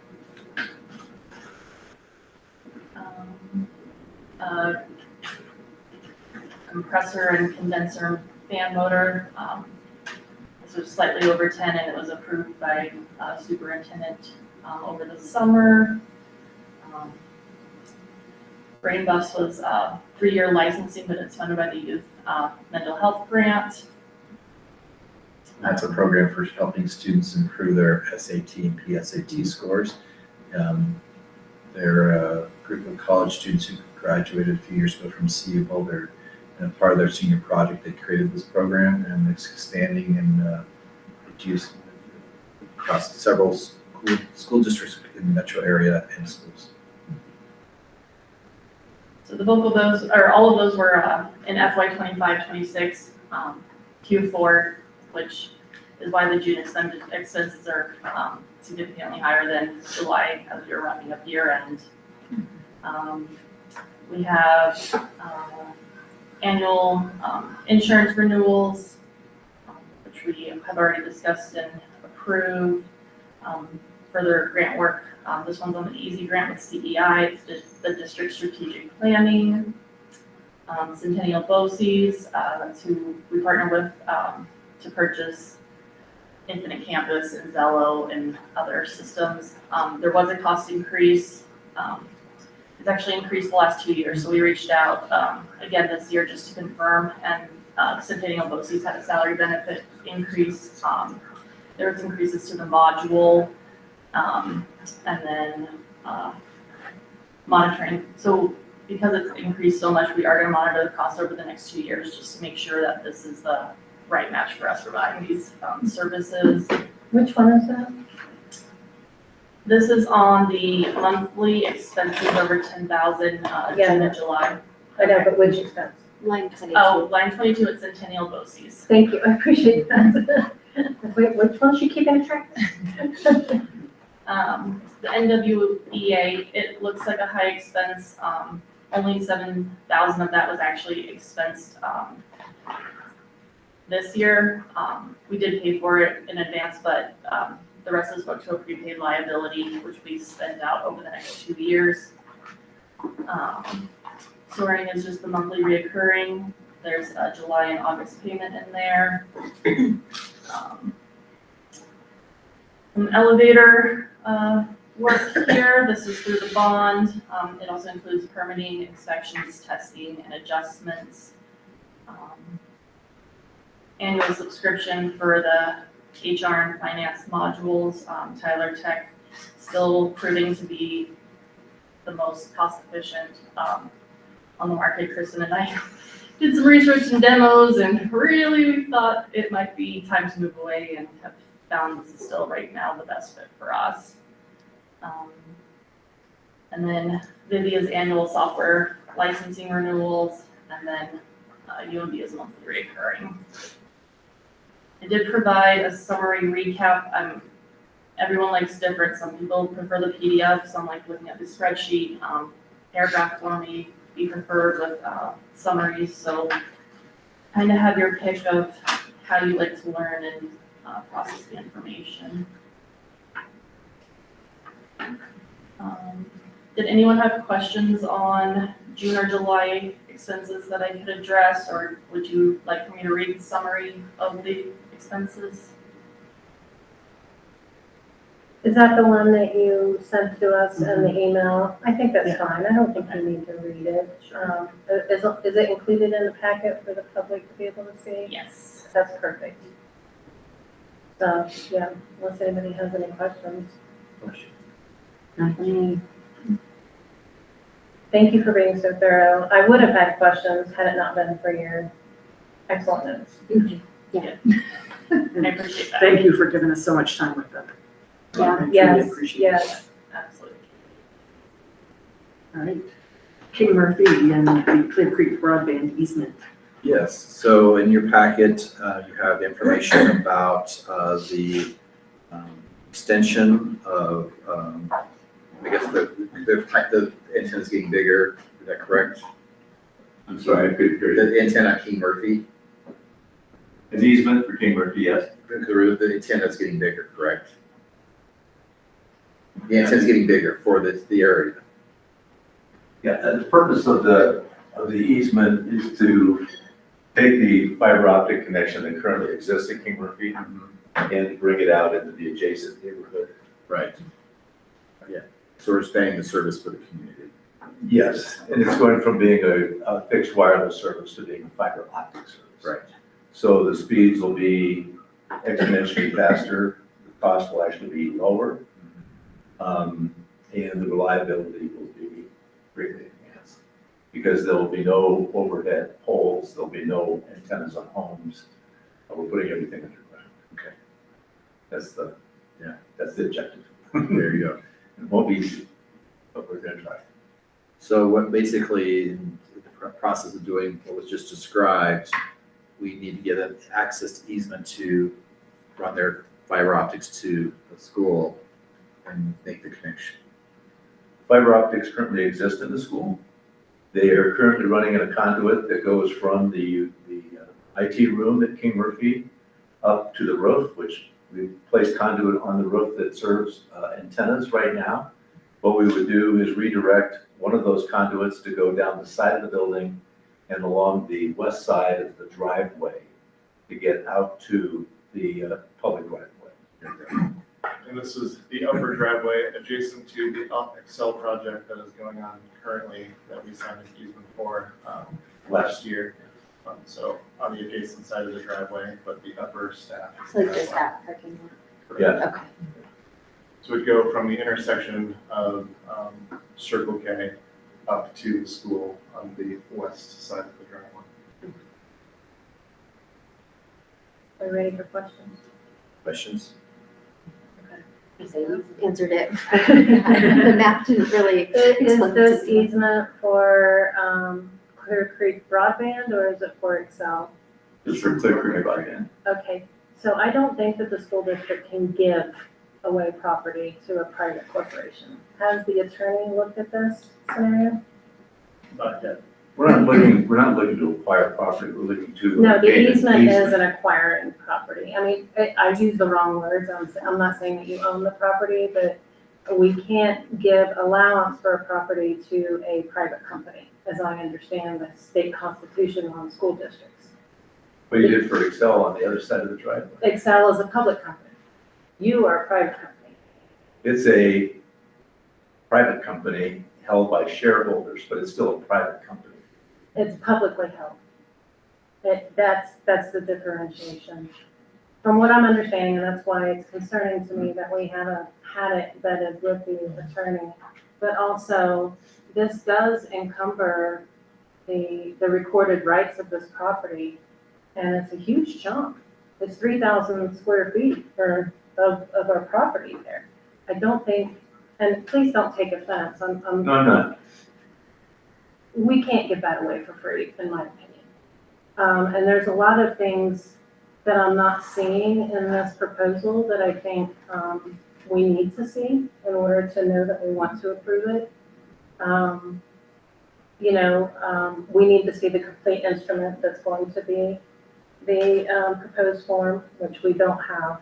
It was even, like I said, it was unclear to me who we were giving the easement to. And then a more of a physical explanation of the infrastructure that's going to be installed. And you said it's underground, but there's going to be quite a bit of construction involved as well behind the school. Is there going to be a vault tower, any other equipment, a pedestal? The vault would be located on the Jones's property, which is adjacent to the school district's property. Gotcha. And then we have the construction work area. There's going to be a work area outside of this 8 linear feet width area. So where is that going to be? What's the plan for that? I would like a title report on this property that shows the existing easements and restrictions, because there may already be some. If we haven't done a title search, we don't know. Is there any possibility of using an existing right-of-way instead of on our property? There's no way to get physically from the central office meet point within King Murphy to the public right-of-way without crossing school district property. There's no physical way to do that. This is installation of fiber optics. Sorry? This is installation of fiber optics, correct? Correct. Would this benefit the school district or the school? Sure, it's gonna benefit every resident and But do they- every household that goes to the Do school. we get free service for Do the we get- next 20 years? Do we get better internet service? Something. You can get better internet service at a greatly reduced price for the next 20 years. You're So- paying now a rate of over I believe it's over $5,000 a month. But you need this in order to be able to expand your business. We need this in order to fulfill the state and federal grant. We're not expanding our business. What we're doing is we're changing the technology that we're serving our existing customers with to make it more reliable during times of high wind, fire danger, flooding, things that have occurred in that area for the last 5 or 6 years. Last 6 I months. mean, I think living over there, having reliable internet would be a huge draw to people to move into that neighborhood. Right now, we use Clear Creek. Right. And it's in general good, but there have been some issues. So to have faster internet with the remote culture that we're in, I think could benefit us in a roundabout way of more people moving in. Right. And younger families being able to afford to move in because they're able to work from home Yeah. and to support their families.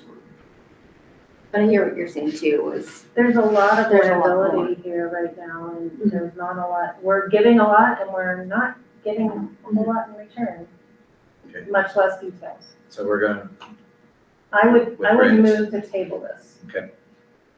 Until we get a lot more information, and I'd like to be a part of that discussion. what is your timeline? State's requesting it in order for us to get permits to proceed. I mean, we can't do any construction until we get things like this resolved. What was your plan to start Well, we this? wanted to start this fall, but that's clearly not going to be possible. There's a construction moratorium in Clear Creek County that begins October 31st, so we wouldn't be able to construct without, even if we got an easement from the school district and we could go down to the Jones property, we still wouldn't be able to go in the public right of way until May 1st. Okay. But we can't even get there unless we get the easements all procured up front, because we can't finish our final design until we have all the easements done. So it's kind of a cascading effect. You can't, you gotta finish your engineering. The state wants to know, where everything's going to be. Do you have agreements with private property owners where you're gonna put something on, like the Jones property, the vault? Do you have agreements with public entities like the school district or the fire department? And do you have your permitting agreement done with the county? We have our permitting agreement done with the county. We have, out of the 60 private easements that we've requested, we have about 20. We don't have anything with the school district for an easement. This is our first request. It will be we will improve the drainage that's currently there. The side hill has eroded since the construction of the school and does not allow proper drainage to the street from the driveway. At the base of the street, the whole reason why we're going, at the base of the drive, the whole reason why we're going onto the Jones property is that the county uses that corner as a place to push snow in the winter. And it's a large culvert that then drains into the other side of the street at Circle K and then drains into catchment basins all the way down to Upper Bear Creek. So, we're willing to improve the drainage and the retention of soils to keep it so that it actually acts as a ditch on that side of the driveway, which would be an improvement, I think, for maintenance at no cost to the school district.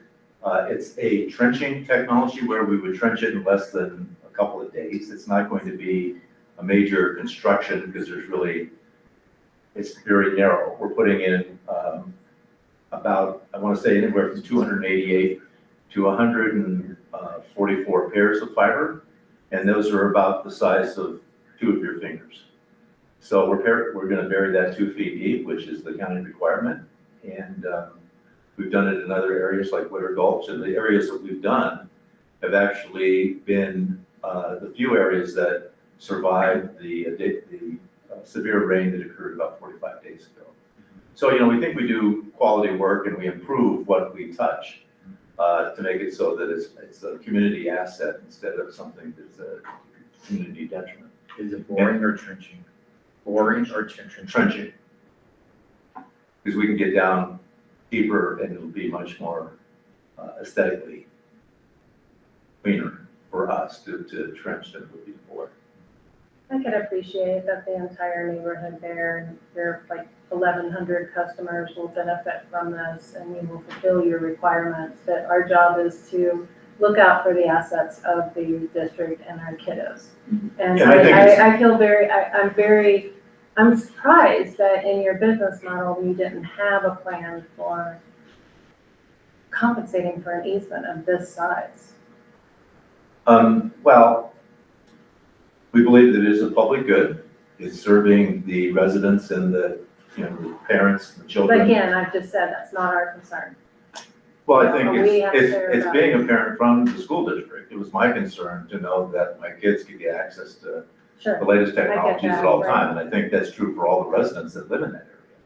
That they want to be able to have access to distant learning in case there's that pandemic. We were the only company for a lot of these people. We started during the pandemic in 2020 and offered a discounted service to students and families that were on the SNAP program that were a part of the district and worked with the district to do that. And I think we've shown historically a track record that we do everything we can for the community to get people discounted or even free services sometimes when they Would you financially look need it. at providing free service for King Murphy for a number of years in exchange for something like this? I'm sorry, I couldn't, Would you consider providing free service to King Murphy Elementary for, let's say, 10 years, if we were to do something like this? I think we would provide service at a fraction of the discount of what you're currently paying, Lumen. You're currently, I think we can do it for hundreds of dollars, you're paying thousands of dollars right now. But you wouldn't just do it I wouldn't as a do fair it for exchange? free, because we still have costs that are associated with every one of our connections. I could do it at a highly discounted rate. I don't know what that rate is today. I wasn't prepared to answer that question specifically. Can we But have yes, we would do it at a sub-meeting to discuss this? I think that would Plan be good. together and then we'll Yeah, present back to sure. the board. Yeah, So we'll try to schedule a meeting coming up here soon. We'll have legal look at the documentation, yeah. make sure we have a better understanding of what the cost is, and then we'll have you meet with Aaron and I, and we'll have Karen join us, and we can Sure. talk through this. There's no cost to the district, just to be clear. I understand. Well, it does devalue our property. That is a financial cost. Even though it's in the future, it does, an easement of that size does devalue the property. When you say size, do you mean the width, or do you mean the depth, or do It's you mean the length? 3,000 square feet that we're not gonna be able to use, that we have a restriction on. And that does encumber the title. And did the, I'm trying to remember, did the surveyor's report do a title search of other easements? We'll have to look at that, because we Okay, did conduct a survey. Usually you see that on the survey, I stamp, believe but I that he didn't see did. that. I believe that Bob, for all, he did that. So usually they have that verbiage there of everything that they researched, and there's nothing there, so it's really hard to tell. Yeah, okay, I'll make sure that you get that information Okay. as well. Yeah, We'll schedule a follow-up meeting so we can get some Okay. questions answered. that would be terrific. We appreciate that very much. Thank you. Okay. All right, well, thank you all very much. Appreciate it. We have a motion on the table to table. table. I think, did we have a second For what? to table this discussion until, Oh, sorry. Say, I don't know that we need to, it just won't be on the agenda. oh, that's true. Yeah. Gotcha, We won't vote on it this month. gotcha. You two and you three. Yes, we'll have a conversation offline. and bring it back. Yes. If that's okay. That sounds good. Okay. Thank you. All right, Thank the DOLA administrative grant for the high school. I think High that's school the water water. tank. So this is for the administrative costs for doing engineering drawings for this project. You have a copy of the draft of the grant. As I mentioned earlier to the commissioners, we were waiting for one component on this application, so now I have that. I will add that to this document. What I need is your permission to support the $12,500 of our portion of the funding so that we can get the matching funds from DOLA to begin the engineering work on what it will actually cost to build the storage tank on the high school site, and any equipment that would go along with that, pumps, pipes, anything would need to support the fire suppression system and the fire extinguishers. So does Lookout Mountain Water District have any of this work already done? No, they have none of this done. Okay. Did they not mention at our last meeting that they were willing to help with a match on that Yes. front? They were willing to match us as far as the construction cost for the federal grant in water. Right, that water portion, but I thought for some reason on the They're doing DOLA. 12.5 as well. They're in 12.5 too. Okay, that's I'm sorry, right. thank you. Yeah, I wasn't piecing it together. Yes. Yeah, It's So in we're the both- cover sheet. gotcha. Sorry. So we're both presenting $12,500 That's to what, submit yeah. this so that we have the funds to match it, because my understanding it's a pretty quick turnaround, because this is an administrative grant, and those are a quick turnaround, because this helps us for future DOLA or for federal grants that we have this stuff completed, and it's actually gone to drawing. Now, this is a portion of the total, but the total is around $100,000, but this gets us going in the drawings for this project. So this is a portion, this is an expense that we will have Anyway, anytime. and DOLA said we can cover some of this if you match some of this. And Lookout did agreed to do. That's what I Right. remembered as well. Right. This would really get the project and the ball rolling. Some financial teeth. We'd start with engineering and feasibility studies and geotech of the site. Things that we're going to be required to do anyways. This, when we go to apply for any other grants or any other additional funding which we need for the project, will really set us apart from anyone else, as we will have a turnkey, ready to go project. That's excellent. Any other questions? I just think that add to it is that wherever direction we go with this project, we actually have the foundation for what's going to entail to do. We need this information. All right, night contracted custodial agreement for King Murphy and High School. Right, so, what we found was that the agreement that was submitted to us by the vendor did not meet, our district standards. So we use our internal agreement for their submission for this contract. And so we're asking for your support in approving the contract as written in the district used document for night custodial services at King Murphy and at the high school. So believe it or not, I didn't get a chance to read the whole darn thing. We have nothing else on our agenda. But is there anything substantive that we should know about or is highlighted in the transfer from one document to the other, or? I'm sorry, Jen did that, and She she would was speak there. to that, so. And what about cost? I feel like we talked about this already, like at a previous meeting, but comparable We're saving to, money. So yeah, We're we're saving saving money on roughly this one. $22,000 from our current contractor, previous contractor, to the selected contractor moving forward. The total for both schools going forward would be $62,418. That's $26,482 for the high school and $35,936 for King Murphy annually. And again, that's cost savings from our current or previous contractor of roughly $22,000. And beyond the savings, we had concerns with the previous contractor and the quality of service, so this gets us a new company to work with. I think the only other question I had last time around when you brought this up was what about the after-school hours and all of that? And you were going to coordinate with the school buildings to make sure that that is covered for safety reasons. After school, as far as snow removal and anything of that sort, I see. that won't be reliant on the contractor, that Right. will be reliant on in-house. Gotcha. What's the ice melt anyway? Thank you. Thank you very much. Is there any other questions? No. Then the 28, 29, and 29, 30 family calendars. Nicole and I took those to BOCES and they were like, yeah, that looks like ours. So, and as we move further out, the school year starts later. So that made everybody happy. So yeah, unless there are any questions. I just have a question about the, if this is the majority of the feedback, fine, but the late starts on the holidays, I think that is backwards. I think it should be start and get out early. Because the late start, you're starting 2 hours later into the day, traffic is fine in the mornings. It's noon to beyond is when it gets heavy. So I just think the late start is backwards in my mind. I don't believe they're included in the proposal. Yeah, on the,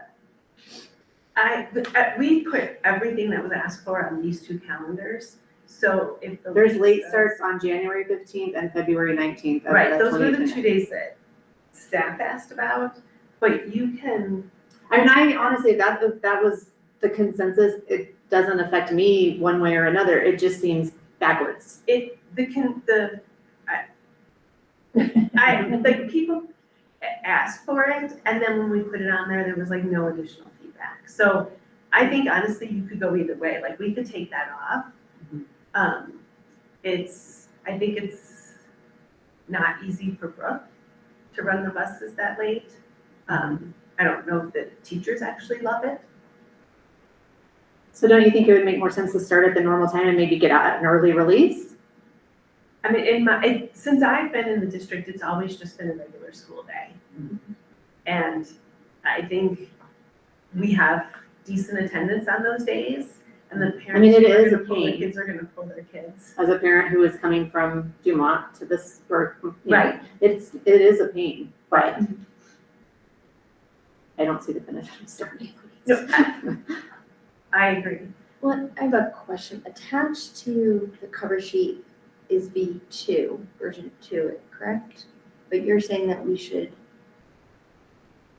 you would like us to adopt version 1, No, version 2. version 2 is, so we gave you 3 or 4 different versions, I think it was 3.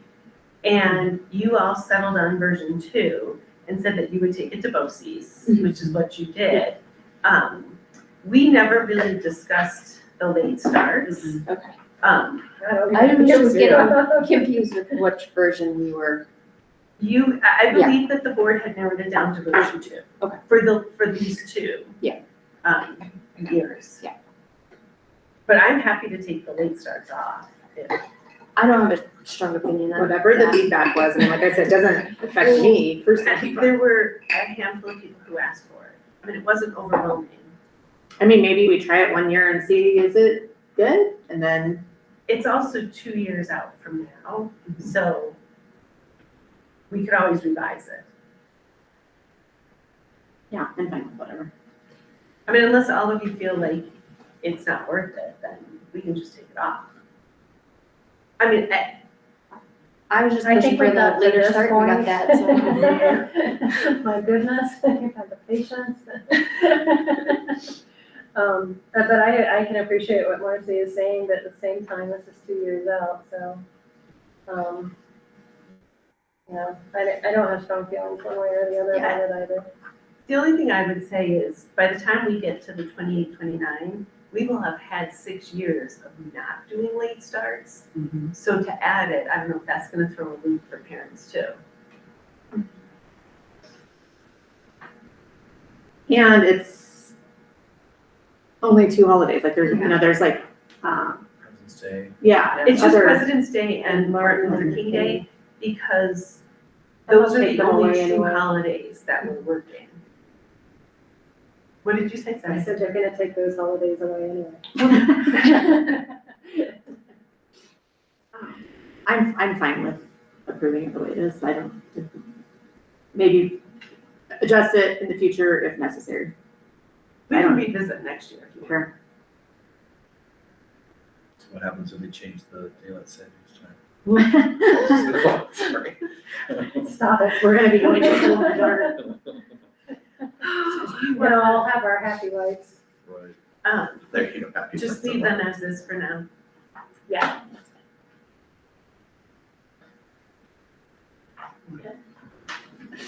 Policy, GBGP, paid time off for non-year-round employees. This brings the verbiage in alignment with, The 4-day week. I thought it was in addition to something that was agreed upon, Sorry, I started at the top. sorry. Sorry. Just changing the, like it talks about 200-day employees, we don't have any 200-day employees. So yes, it brings that into the agreement with the 4 days. It brings the employees with 10 years of service with the district may cash out 5 days of PTO. It adds that in, which was negotiated last year. And then for some reason, in the barrage of superintendents and executive assistants, one thing that got approved a couple years ago, and we have like the approved but never made it out to the website, was that we took out employees coming from other employers who we've hired cannot bring 20 days. That's crazy. I didn't even know that was a thing. I've never seen it. How could we afford that? Well, that's the thing, it's a huge cost. Yeah. Do they pay us when they do that? Does another company pay us? No. If they bring them? And I will tell you, because I've gone through everything, in all of the staff we currently have, there are only 2 employees who have signed up for this, and I'm one of them because I read board policies before I took the job. Heck, yeah.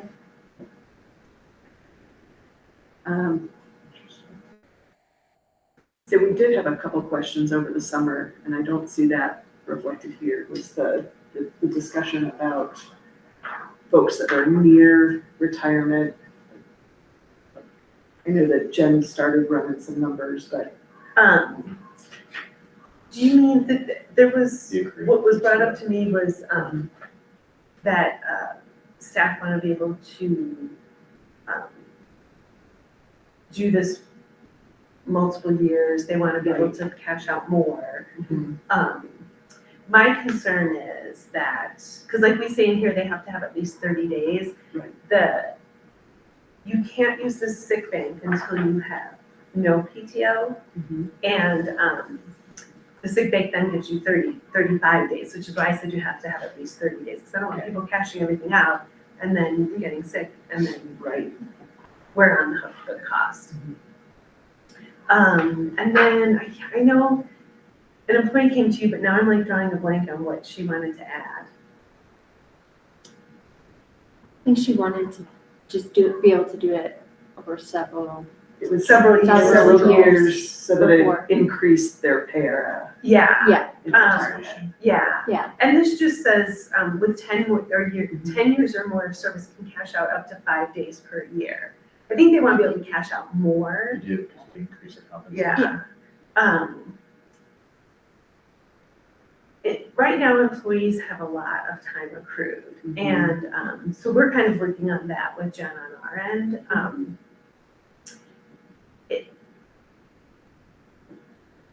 I mean, it's, I guess it's, should we ask for their advice on Yeah. what to do? So if you've accrued, let's say 100 days of PTO, you're getting towards the end of your teaching career or whatever career with the district. And typically para takes an average of 3 to 5 years, depending on when you started with an education or public school system.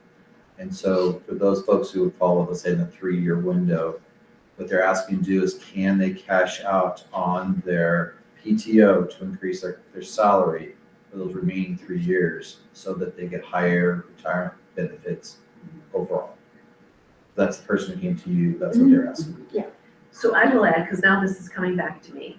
We had this conversation. We did have this conversation, and one of the things Jen said was, if we require them to do this, it becomes para eligible. If they elect to do it, it is not para eligible. So then we have to be careful on our wording, because we don't want to require staff that they have to hold their PTO and get paid out on it, because then we're saying, we're giving you these vacation days, but you can't, or these PTO days, you can't use them, and then we're only gonna pay you out at 50% or 25%. Because these 5 days are at 50%. Everything else is at 25%.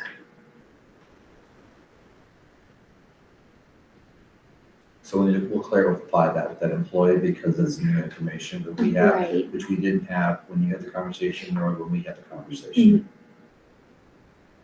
I mean, yeah, but on initial conversation, it seemed like, Sure. Why not? yeah, why Right. not? Great, and So let's we can help do out that. our Right. employees. So you still do that, you Yeah. just won't benefit their parent. And I don't know, yeah, how Because that they're will affect elected. that employee. Because they're electing. Yeah. And In what scenario would it not be elective? It would be us telling them. You can't take breaks, you can't take vacation. No, it would be, How might make that when an employee leaves and we pay out the 25%, that is para includable, because that's part of our policy, and we're telling them, you've got this left, we're paying you out on it. But, So you They're can do the waiting. same thing in the 3 years leading up to retirement? not unless we require it, because we're saying in board Could policy, we- we're gonna pay you out, so we're Could we have it as at an the very end. option?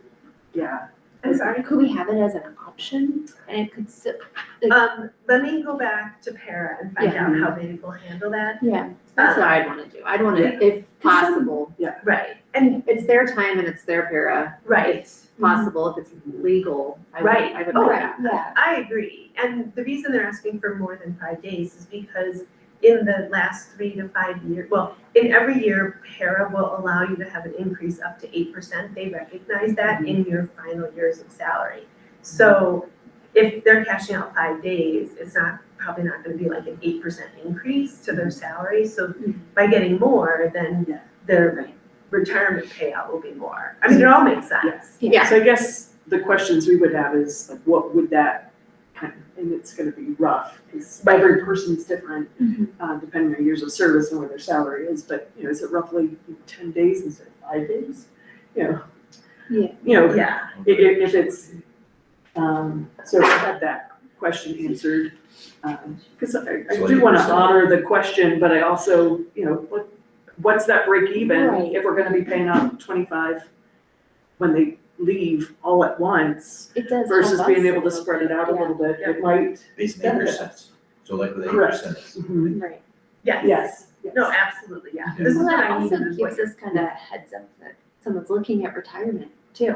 Right. So Well, that's a it, it side gives you kind of benefit. a runway. This Okay. employee's been very vocal about her Yeah. retirement, but no, but it will, give us a heads But up, I which think that helps will too. apply to other employees over time. It just, Yes. this was a good squeaky wheel Oh, situation. for sure, because then it helps us with succession planning and Yes. all of that. Because we're retaining educators more and more every year, this is going to be something that benefits everyone. 100%. So, so thank you. Yeah. But yeah, if we have, I know Jen started to kind of put some numbers She puts together, but numbers it's, together, yeah. again, it's so dependent on. It's like a whole fruit, right? It's not apples to So- oranges, it's just, Right, yeah. so it may not come out perfect for maybe this one educator, Right. but perhaps we can create a system Right. that benefits. Well, and I Yeah. think she would count that as a win. Mhm. You know, obviously I would love to make it happen right now. Yeah. and- Oh, Yeah, but, yeah. And I think, I think should know that our intention. yes. Mhm. And, well, nobody likes changing board policy, and it is not a quick and fast process or easy. Mhm. I think we kind of hash out what we know now, and then we play it out for a year and see, did it really meet our expectations, did it meet their expectations and their needs? Are we doing what's best for our staff? And then we could always tweak the wording. Because we don't have any other policy stuff. Never. Probably You've got another dozen just waiting there, it has me, but. I just worry about how much, the 8% is a large sum of money, so I'm just curious if that would wipe them out within a year. Right. Some And will. that's why maybe it's 10 days, not, like, I don't know. Right. you know? And maybe we change the limit of how much they have to have banked Right. before they can cash out 10 days or 15 Right. days or. There's a lot of That things, it's, I'd love that they'll have to conversation. have a remaining 30 days in their balance perhaps, or. Right. There's Yeah. ways to. Yeah. This they get 1 year, or 2 years, Yeah. how many days they have. May not be 3, but Yeah. we'll see. Yeah, But thank you for yes. looking into that. I think Future agenda. we do have it on there. So I figured we might as well. Yes. Oh, because it's normally supposed to be on our. It's normally supposed to be, but I thought it was very timely tonight because I kept telling myself, I have to remember next time that comes up because I've forgotten it, Yes. again. But I would really like for us to revisit having our study sessions at Carlson, a more centrally located spot for at least those folks that want to attend. Coming out here is essentially coming to Evergreen through the construction and all that fun stuff. So I would like to revisit that. And I know that initially we decided not to do that because we had the student participation, but I don't think we have that so much. We have a different way We have a we're different doing way of doing doing it, that. right. So now we can maybe open it up for folks to be able to join more centrally. So. Can I throw in a complete curveball, Yeah. but along those lines, if we do that, or even if we don't, out on the HR employee resources page is information about parking. If you've not registered your car with Idaho Springs, you can fill out a Google form and then Shauna will get you registered. And that's just if you ever come to Carlson, because there's an event and there aren't any spots left, you can park in very specific lots. So you want to check the Idaho Springs parking website too. And just get a ticket and call. Look at that. Yeah. Just don't call me. Yeah, right. Because they are not letting you know when your 2 years or whatever is up, or they just made a blanket like That's hard true. reset That's because true. we got 2 tickets, boom, boom. I think they did a hard reset because they went to an entire new They just do a system. different system. So now we're limited in how many parking passes we can have, but we are setting them up so that you have them for the entire time that you are involved with the school district. That said, we are also residents of the communities, so we can sign up just as county residents, and Yeah. Years of Springs business. that one's a lot more Should be flexible. county. Well, it got a little complicated because some Idaho Springs residents, we were able to register and some, it said they're already registered, so I don't know. Okay. I think it's countywide, in the lots. Yeah, in the major lots. Yeah. You just can't park on the street. Okay. Yeah. Oh, that makes sense. Yeah. So it's out there. You have to be logged into your CCSD email to get to my documents. Okay. Because I locked them down. But yeah, as board members, we qualify as I don't county I don't think residents. we have you registered. Let's see, that was back at FEMA and she couldn't figure it out, so I called and did something and I said, we just won't be Okay, and I started fresh when I first got here, so. I'm like, wink, wink, okay. So then you probably are not registered. Okay, I need to work that out. Oh, Shauna said you're not. Okay. Well, register me.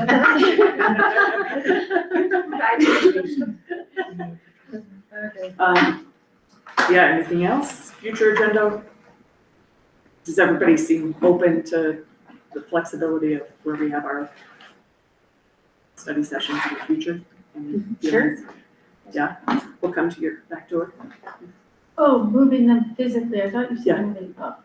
No, Okay, moving the location. got chickens in the backyard. As long as we're aware of any night holds or things like that. Maybe we Yeah. should Should factor that that help in in the ski season? on either side. Selfishly for me. What'd you say? I said it'll help me in the ski season selfishly for me because that 4 o'clock. Yeah. It's a gridlock. Yeah. All the way through. At least I can take the frontage road to Carlson. Sure. Then I'd look for a motion to adjourn. I did that. Oh. And I'm looking for the second, yeah. We're ready. Pierce, Yes. King, Yes. Lynch. Yes. McHugh. Yes. North. Yes. All right, we're done. So are there copies of agendas?